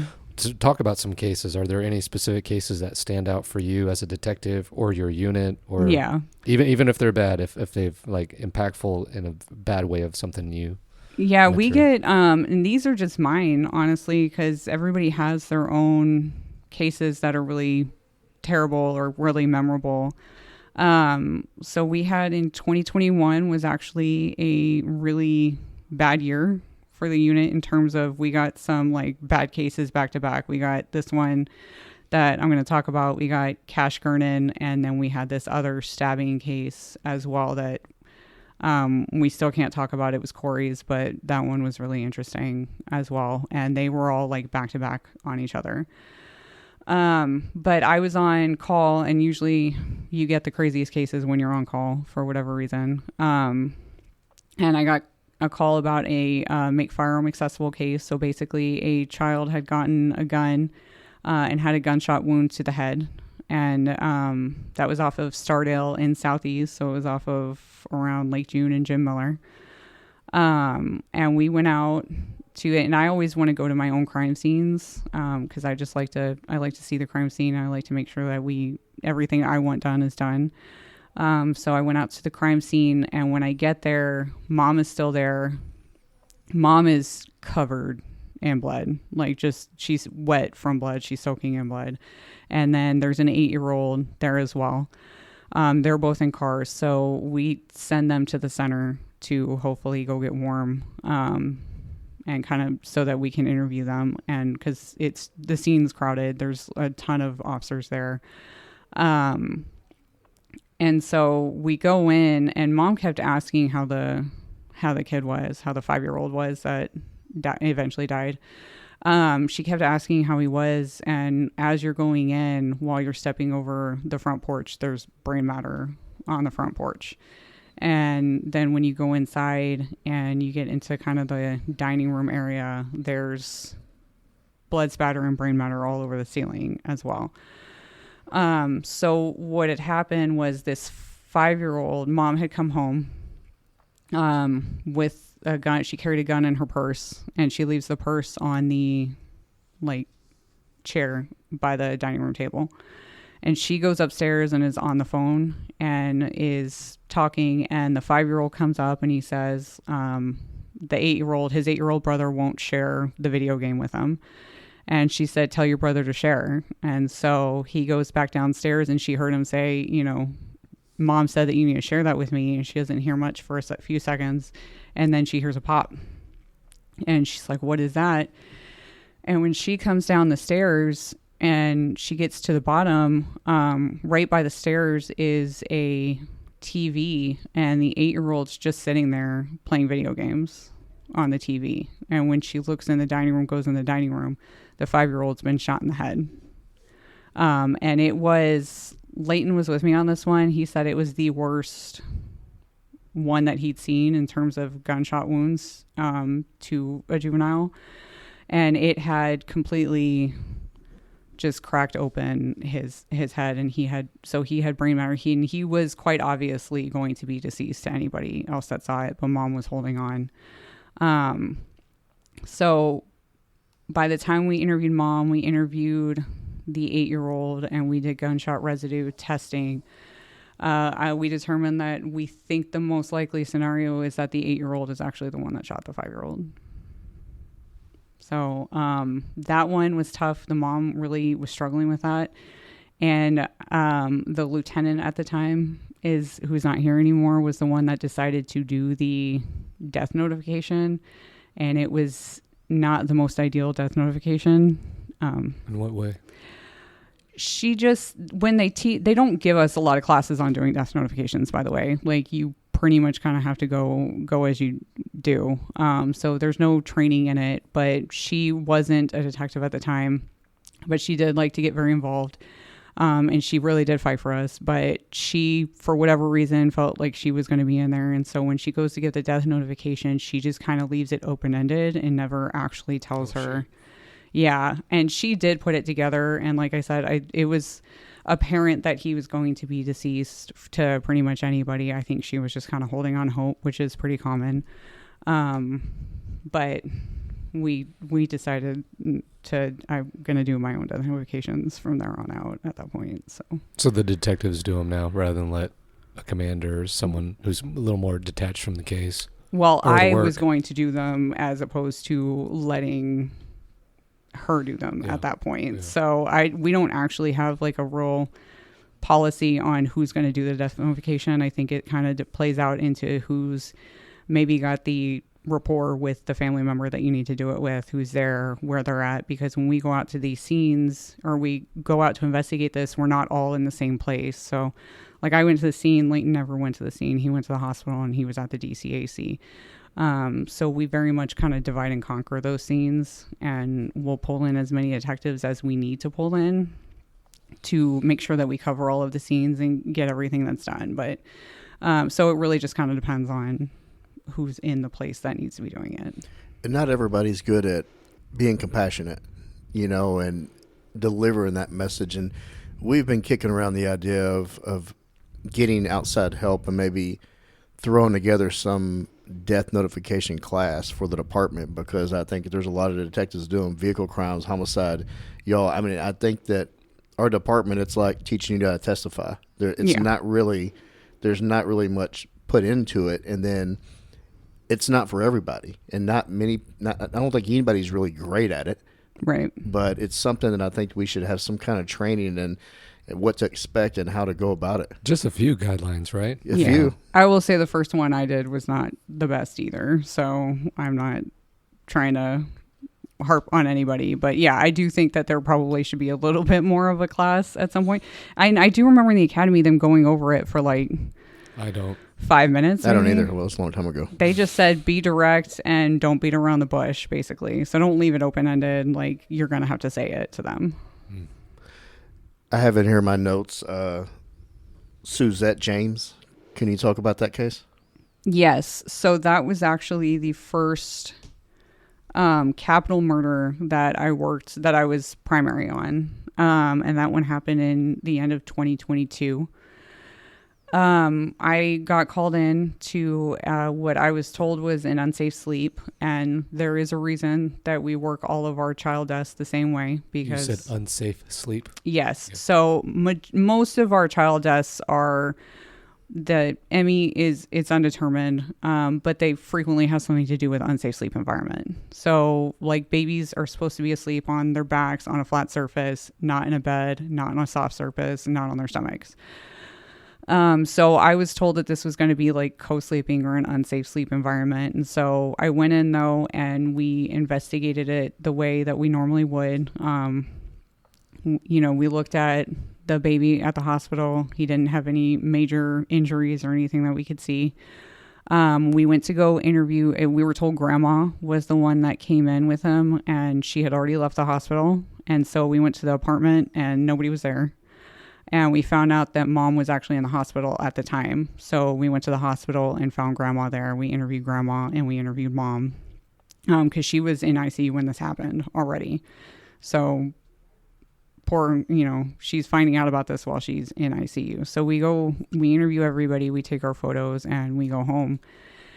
And about 2 hours later, after I get home, the ME calls me and is like, this is going to be a homicide. Real quick, who reported the child? Grandma took the child did. to the hospital. Right. Yeah, grandma reported the child. So the ME says this is going to be a homicide. And I was surprised they even did the autopsy so quickly. Normally it's the next day, but rarely do they call us and say that. But the injuries to the complainant, and again, when we saw him at the hospital, it was not apparent that he had been murdered or anything. He looked mostly normal. But when they opened him up, he had such catastrophic injuries to his head that there was no way. The ME likened it to falling off a 7-story building. And babies' bones are softer, so they're actually a little harder to fracture than adults, I think. So there was so much damage to it. We went back in. We re-interviewed mom. I think they went ahead and released mom from the hospital at that point. We re-interviewed mom. There was another child that lived there at the time that grandma had been taking care of, that we forensically interviewed. How old? She was, I want to say 5 at the time, 5 or 6 at the time. I'm just trying to get an idea of what that interview would be like, that our child being able to articulate. Yeah. And we do look like, on a 5-year-old, what we're expecting to get from a 5-year-old is always going to be different from what we're expecting to get from a 10-year-old. So we are aware of that. And then at that age, they can vary so much in how verbal they are. Some kids are very verbal at that age, and some are still kind of trying to figure it out. We really didn't get much from her in the interview. We re-interviewed grandma, and grandma pretty much put herself there the whole time. And we covered every option, every aspect. Grandma was the only one there. So, we waited, we met with Reach, we met with the ME's office, and after we kind of met with everybody, we charged grandma with capital murder because the injuries were so severe, there's no way they were accidental. So we charged grandma with capital murder, and I was with Joe at this time, so he probably remembers this. I struggled a lot with this case, and I have a harder time with the homicides where we're with the case for so long, because that's all you're really working on for like a week straight. I was just going to ask, how long was this? Was it like a quick rush in 36 hours, or did this drag on for? So you do and we make it a point not to rush our investigations as much as we can, because we need to get it right. We need to make sure that we're doing everything right. So unless there's circumstances that warrant us to quicken the investigation, we try not to rush. But the initial hard push of the investigation is a couple of days, and then usually it's going to be at least a week, sometimes longer, to make sure that you're gathering all of the evidence. But after like a week of it, you're getting other cases as well. So you still have to work the other cases and you're just kind of finishing up the information. So it was like several days to about a week that I was just engulfed in this. And for whatever reason, just being engulfed in the homicide, and you're looking at the photos and you're going over the interviews, and those are the cases that I really tend to struggle the most with and I have a hard time with. So it took a while for me to kind of emotionally move past that one. But she did go to court and she did get found guilty for the capital murder. All right. Well, good work. I do want to touch on something that you have in my notes, that child abuse cases go to court a lot more frequently than other cases. Yes. Can you talk about that? Yeah, I don't know what it is. I don't know if it's the nature of the case because, I mean, you know, it doesn't look good for people in jail when they go to jail for these cases, obviously.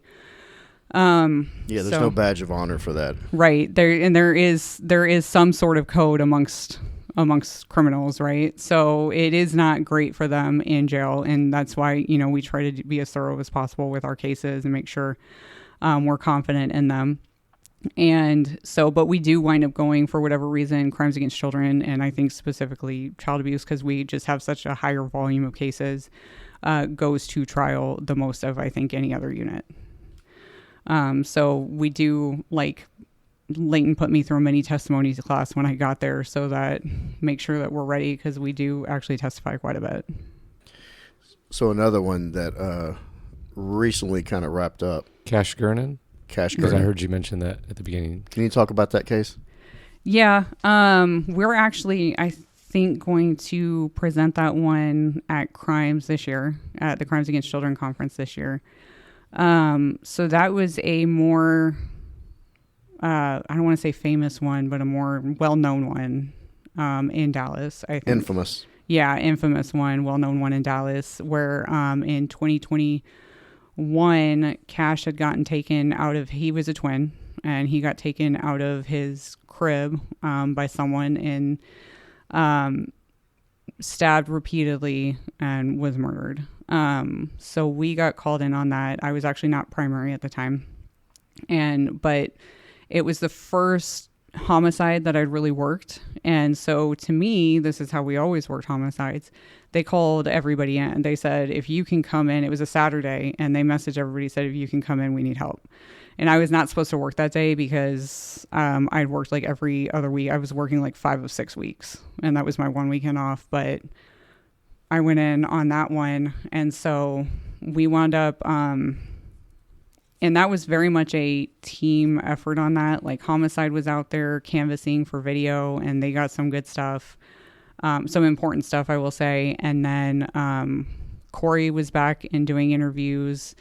Hector and I wound up going and interviewing the suspect initially. And then afterwards, Corey found out that there was video, which I think was released to, not by us, but was released to the media. So that one is a video that most people have seen. After finding out that there was this video, we figured out who the suspect was. Hector and I went and arrested the suspect.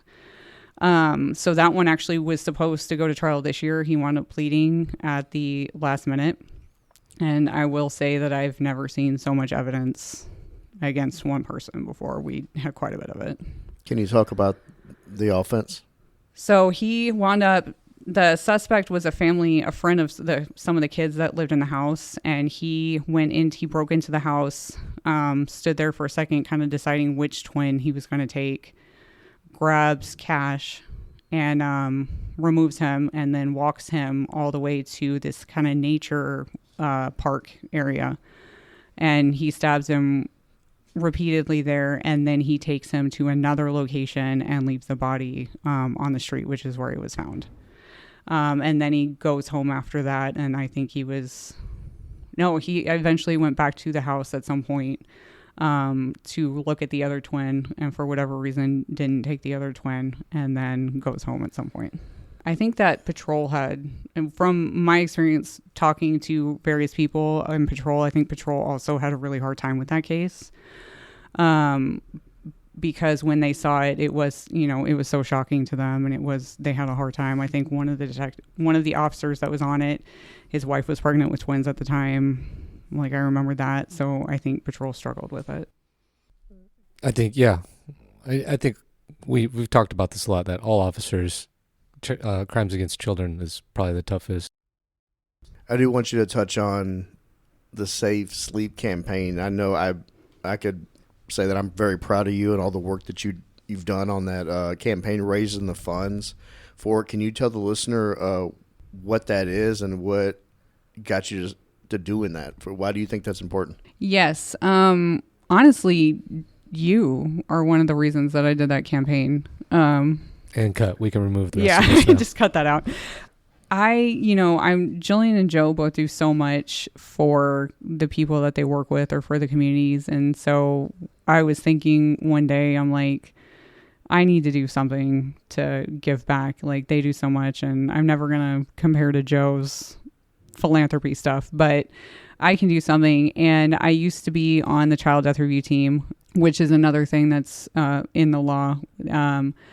Several members of, like, the Emmys on it, were on it, Reach Again is on it. And so it meets once a month, and it just goes over certain child deaths that have occurred in the county. And they talk about, like, things that could be prevented. And basically the idea is to try to prevent further deaths. So find out what can be prevented and try to find ideas for it. And one of the most common themes would be, we need more public education on unsafe sleep, because so often our deaths will come in from kids being placed in unsafe sleep positions, and parents just don't know any better. And so they'll get it at the hospital a lot of times. But, after you give birth, that's such a crazy time. I don't know that they get it. So we always had a recommendation for more public education. So when I was trying to think of what I could do, I figured I could probably just raise funds for some sort of ad campaign for unsafe sleep, which was crazy at the time. But I created a campaign, I raised some funds, and then I got with DART, because I figured, they've got the buses and the trains, and I got with them, and we put together an ad campaign. And then the Texas DSHS allowed me to use their media for the campaign. So we put it all together. And so for about 3 months, the DART trains on the east side of Dallas are going to have an unsafe sleep ad with a QR code that has access to more information. So I'm hoping that getting more of that information out there will help decrease the number of unsafe sleep deaths that we have. Something we haven't mentioned is, at some point in all of this, you and Joe got married. Mm-hmm. And you stepped into a role as a stepmom. Yes. For Carmen.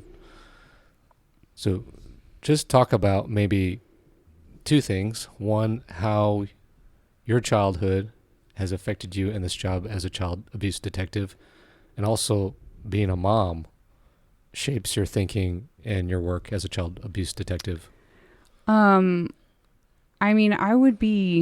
It would be dumb to say my childhood didn't affect me in terms of this job. It probably has something to do with why I wanted to do this job. I do think that because of how I grew up, it has given me a lot of anxiety in making sure that I deal with now and I work through now in terms of making sure that I'm doing the job well.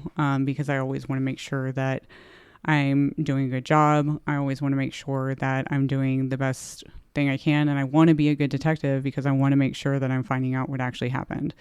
Because these are really people's lives that we're talking about, the complainant and even the suspect. This is a big deal for them as well. And so I want to make sure that I do a good job when we're doing it. And I think that's been really impacted by growing up and the anxiety that I have with it. Being a stepmom, I have more of a frame of reference now for kids, especially around her age. So when kids around her age are saying what happened to them, it is hard not to be like, oh my gosh, like I can't imagine that happening to Carmen right now. I think it's more impacted her and how I parent, because I do tend to be the stricter one of us and the one that's more like I don't want to say paranoid, but intentional Sure. with parenting, Yeah, right? exactly. And so like, I'm like, well, we need to make sure like Roblox, no. Discord, no. Some of the shows, some of the social media, I'm like, she doesn't need to be on that because I know where it goes or how badly it can go. And so I think I'm really intentional with her. And, sometimes I probably need to overtalk things to her. And I think she wants a one sentence answer. And I'm like, let me give you this whole explanation as to why we're doing this. So honestly, I think poor her, she has to deal more with like, she has a stricter upbringing because I don't want anything bad to happen to her. And so I try to protect her from all of that.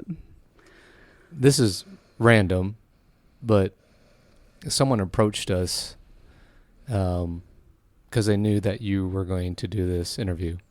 And I'm going to say it right off that this person, it was on their own volition. We didn't solicit this, but they submitted a letter about you.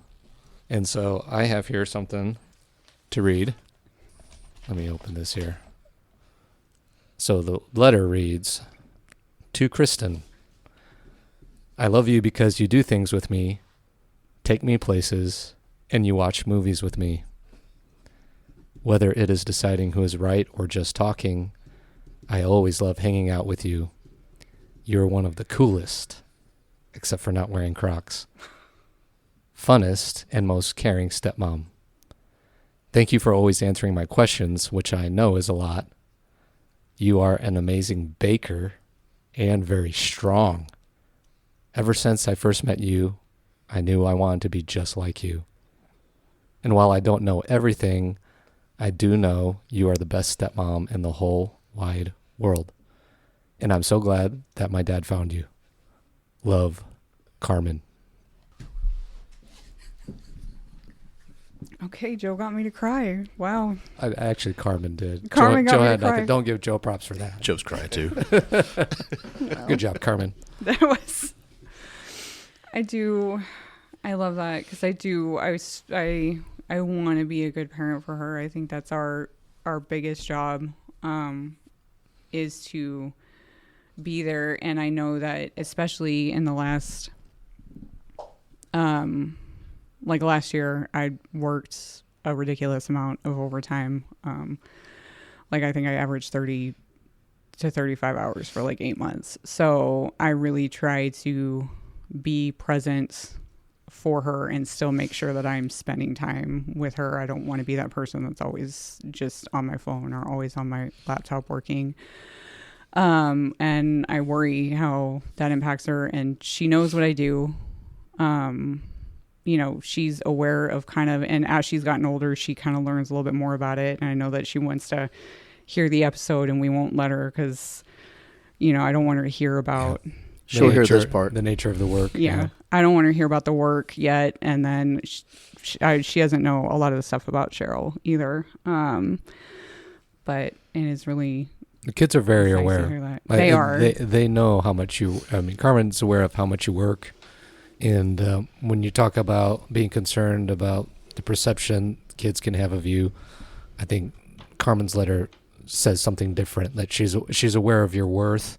She's aware of how hard you work, and she's appreciative of it. Yeah. So I appreciate that. Thank you, Carmen. So along the lines of family, I don't feel like this deal with Cheryl is resolved yet. So let's bounce back to Virginia. Yeah. Like, what's Virginia like, or what is Virginia life like during this whole time while you've established yourself as a child abuse detective, you've established your family, you're married, you have a stepchild? So Cheryl had gotten sober for whatever period of time. We never really, we got a little bit better. We never fully kind of got better at the time. And then she almost died several times throughout our life, from medical issues that I think really stem from her not taking care of herself and related to the alcohol and the addiction, and whatever mental health issues that she had not dealt with at the time. So September 15th, 2016, She almost dies in a bathroom. She passes out in a bathroom for like 4 hours at work, and nobody finds her. And by the time they did find her, she was I think she was going in organ failure.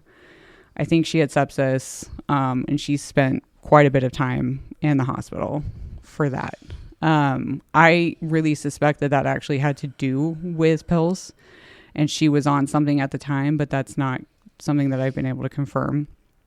And then a year later, that was actually her anniversary with Dad at the time. And so a year later, Jillian gets married, and that's the first day that we were able to confirm that she was drinking again. Not at the time, but putting all the pieces together. And when we figured out she had relapsed, these stovepipes of information started coming through to us of people that had seen her at a bar or seen her in the ABC store, which is where you buy liquor in Virginia, or seen her with alcohol in her purse at Jillian's wedding. And we didn't know any of that at the time. And so different people had these bits of information that had we had all of it, and I'm not blaming them for that, but had we had all of it, we would have known that she was clearly drinking. But the stovepipes of information really don't help anybody but the addict. So we found out in, I think it was 2019, so she clearly had been drinking for like 2 years. My sister-in-law, I think, had suspected it based off of her behavior, but I don't think anybody else was really prepared to confront that. And then she came down for Thanksgiving in 2019, and my aunts found out that she had vodka in her. She always carried around this tumbler. She always had the tumbler that had like Diet Coke or lemonade or whatever in it. Well, turns out it also had vodka in it. So we found out that she was drinking again, and we got together, Dad, Jillian, and I, and figured out that we were going to do another intervention. So I booked a trip to Virginia, and we were planning on doing that. It was in December. And the day before I was supposed to go to Virginia, I was staying with some friends because my life was personally not going well at that time. And while I was there during the day, Cheryl sends everybody in the family a text, like me, my ex at the time, my sister, my sister-in-law, my dad. She sends all of us this weird text. And Jillian and I and myself, like, we all were texting, not Dad. Like, what does that mean? Like, that's weird. I don't know why she's saying this. In retrospect, it's obvious what the text was, but we didn't know it at the time. And so, and obviously there's still a little bit we're not really talking to her at this point because we figured out that she's drinking again, but she does not know theoretically that we have figured out she's drinking. So I'm getting ready. I think we're going out to dinner, and I'm getting ready that night to go to dinner, and Jillian calls me and tells me that Cheryl had tried to kill herself. She attempted suicide. And she had taken a bunch of Xanax. I think she'd taken Vicodin. She'd definitely been drinking all day. And then she slit her wrists. And for whatever reason, after she slit her wrists, she decided to put the knife in the sink and try to clean it up. Dad was on a plane, and when he lands and gets the text message, I think that he thought something was up because it turns out he had told her that I was coming. So I think she obviously put together that we were going to do an intervention, and one of an addict's or an alcoholic's worst nightmares is an intervention. And the idea that they're going to have to either change behavior or something's going to be taken away from them. So she took those, she slit her wrists. By the time Dad got home and found her, he had to do CPR because she was, I don't think she was breathing at that point. And if my first thought was, I was mad. I was mad. And if you'd asked me at the time, and they did, they're like, "Are you okay?" And I said, "Yeah, I'm fine. I'm just mad." I was not fine, by the way. But there's not really a good way to react in that situation. So I thought I was fine. And so my friends, bless them, were hanging out with me. My ex came over at the time, And I did not react the way he needed me to make him feel comfortable. So he started a fight and he left. And I don't know that I've ever felt as alone. Abandoned. Yeah. As I did that night. And my friends were there. I mean, they were wonderful. But I felt alone that night.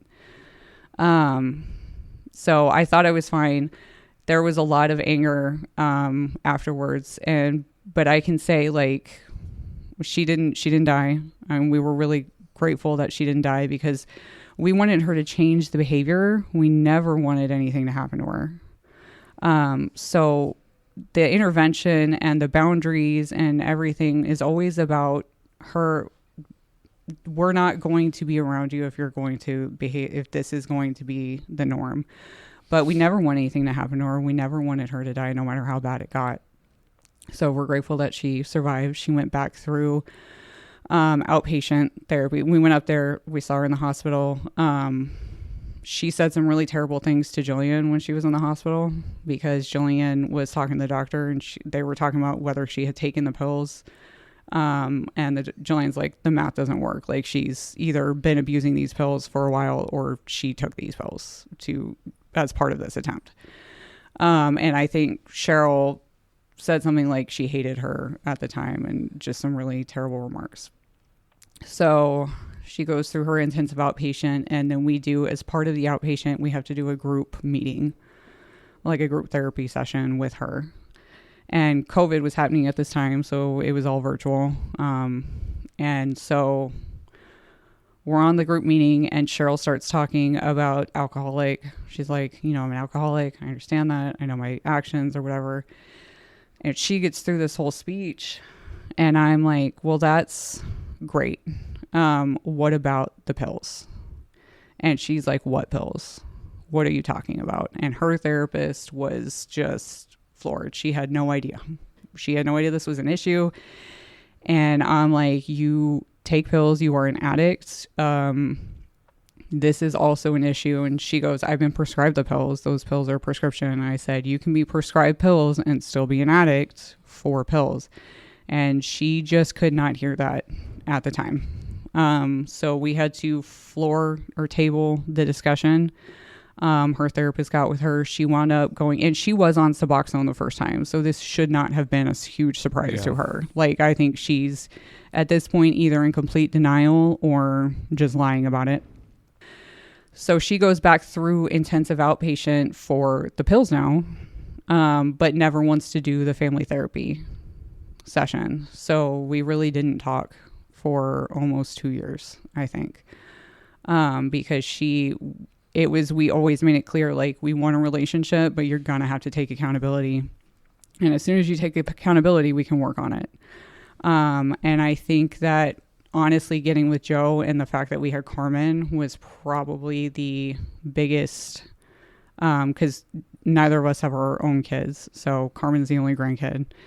I think that was the biggest driver for her to finally do the family session. So, yeah. Can you talk about some of the boundaries you do with addicts? I mean, maybe give advice for others that might be struggling with this? Yeah. So I think that the problem with your loved ones being an addict or an alcoholic is people want to deal with that by trying to force them to do what they want them to do. And that's how we react to seeing somebody that we love engaging in behavior that is both hurtful to them and us. And it took me a lot of therapy to realize this. You can't make somebody do anything. You can only you can only control what you do about it. So the only thing that we could do with Cheryl is create a boundary that we're not going to engage with you as long as you're doing this, as long as you're an addict, until you take accountability. We're not going to have a relationship. And that's a hard decision to make because you don't really want to cut somebody out, and everybody's worried about what's going to happen if you cut them out. Are they going to, will they hurt themselves? Will they finally overdose? Will something happen? And so that is a hard boundary to draw, but the only way to deal with an addict with that is with boundaries. So I didn't talk to her for about 2 years when Joe and I were together. And I think Carmen came in the picture. It really encouraged her to do the meeting. We had the meeting. I think it became very apparent that she was still not aware of how she was when she was high or drunk. Because Jillian's like, you said these things. She goes, I never would have said that to you. And I said, I can promise you would have said that to her because you said stuff like that to me. So we had the meeting. It was tough. But we went from there. We formed a relationship. She got to see Carmen. 2023, we all had Christmas together. And I kind of knew that was probably going to be her last Christmas. Because she was only Health-wise? She was only late 60s, but she had cognitively been declining. We found out, we kind of suspected that she had either Alzheimer's or like early onset dementia. She did go get tested, and then when she got the results, she tore them up and didn't even tell my dad what they were. So we didn't actually know. She was very secretive about her health, and again, she was not very on top of her health. But based off of all that, I was pretty sure that it was going to be her last Christmas. So it was a good Christmas. Carmen and her had a good relationship. And then a little early in 2024, she started engaging in behavior that I considered not taking accountability for her addiction again. So Boundaries. Yeah. So I cut her off and we weren't talking. And then July of 2024, Joe wakes me up, says it's like 3 a.m, and he happened to look at his phone and said, your family's been trying to call you. And so in July 2024, I called him back and they let me know that Cheryl had passed. So we were not talking at the time that she died. And that's hard, but it's not something that I regret because I do feel like the boundary that I had put in, especially in terms of keeping Carmen safe and making sure that Carmen's not around a bunch of instability, was necessary. And so that's the thing with boundaries, though. You have to be prepared for the fact that anything can happen while you're instilling them. And the child abuse detective part of you protecting Carmen. Yeah. Knowing those boundaries. Yeah. What about relief? Did you feel any relief knowing that this part of your life now, it's not your responsibility anymore to try and make it work?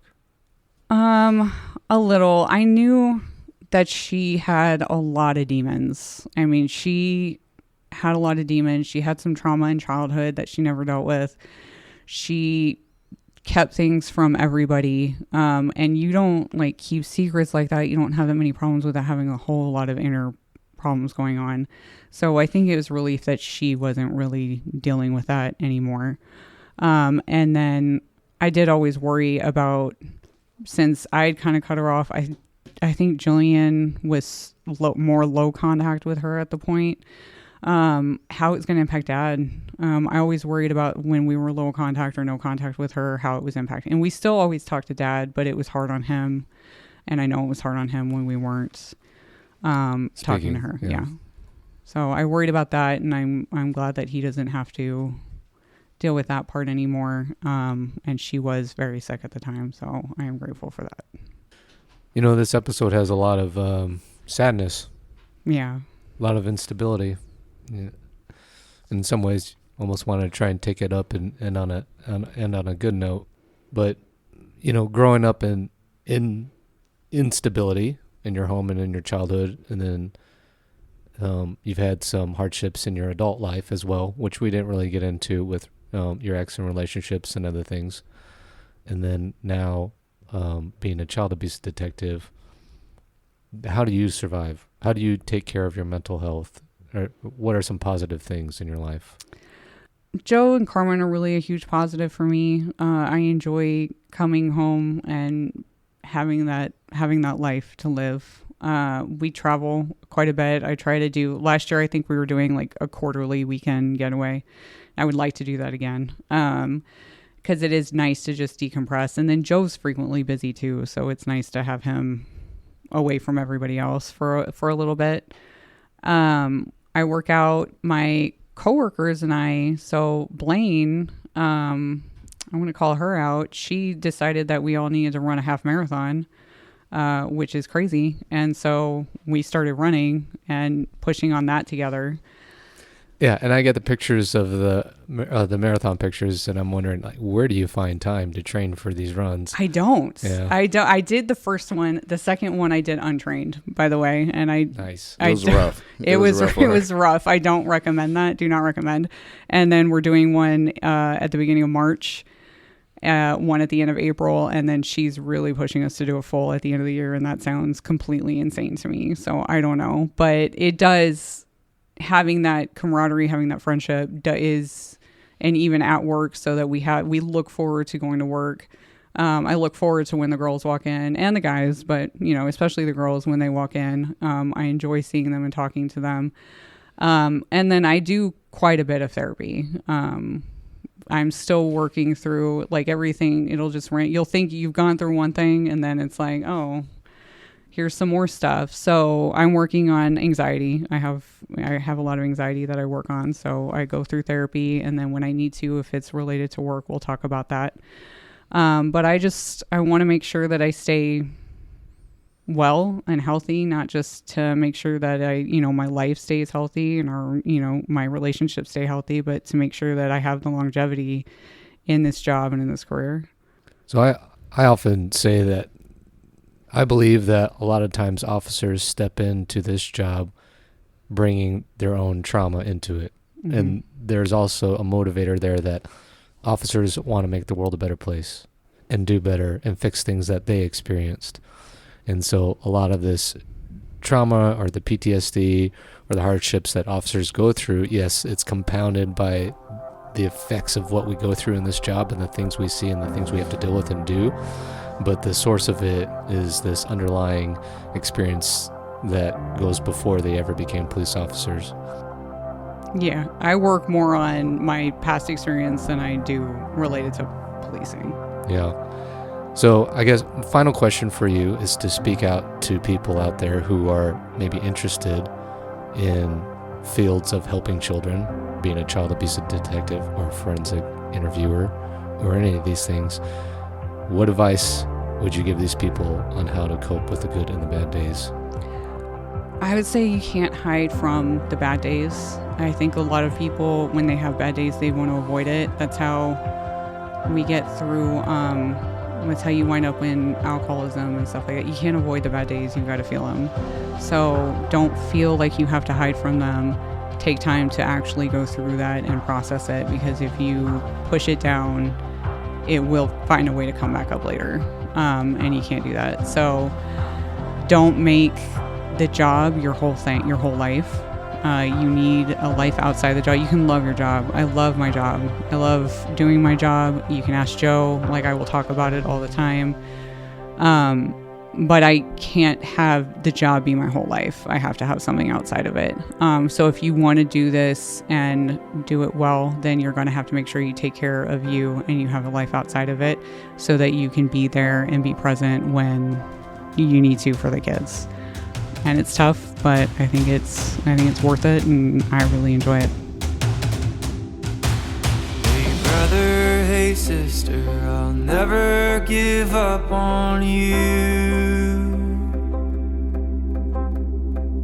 Hey Mrs., hey mister, I'll see this all the way through.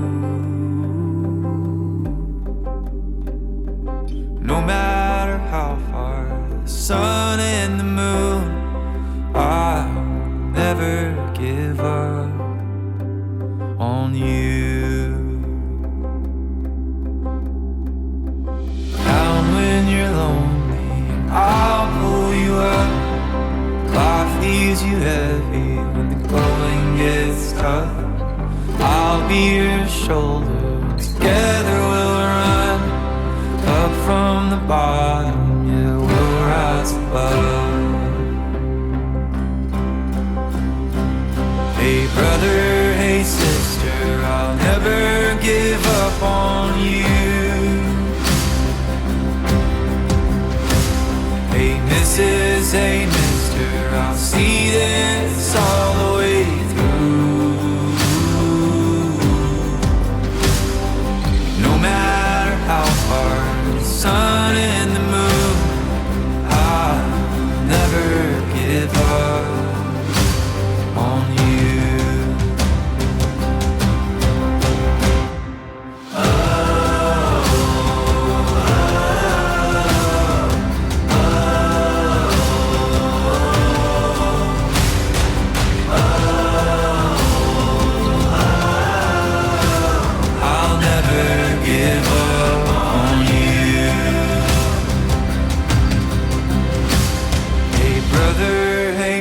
mister, I'll never give up on you. Hey Mrs., hey mister, I'll see this all the way through. No matter how far, for the gold and the blue, I'll never give up on you.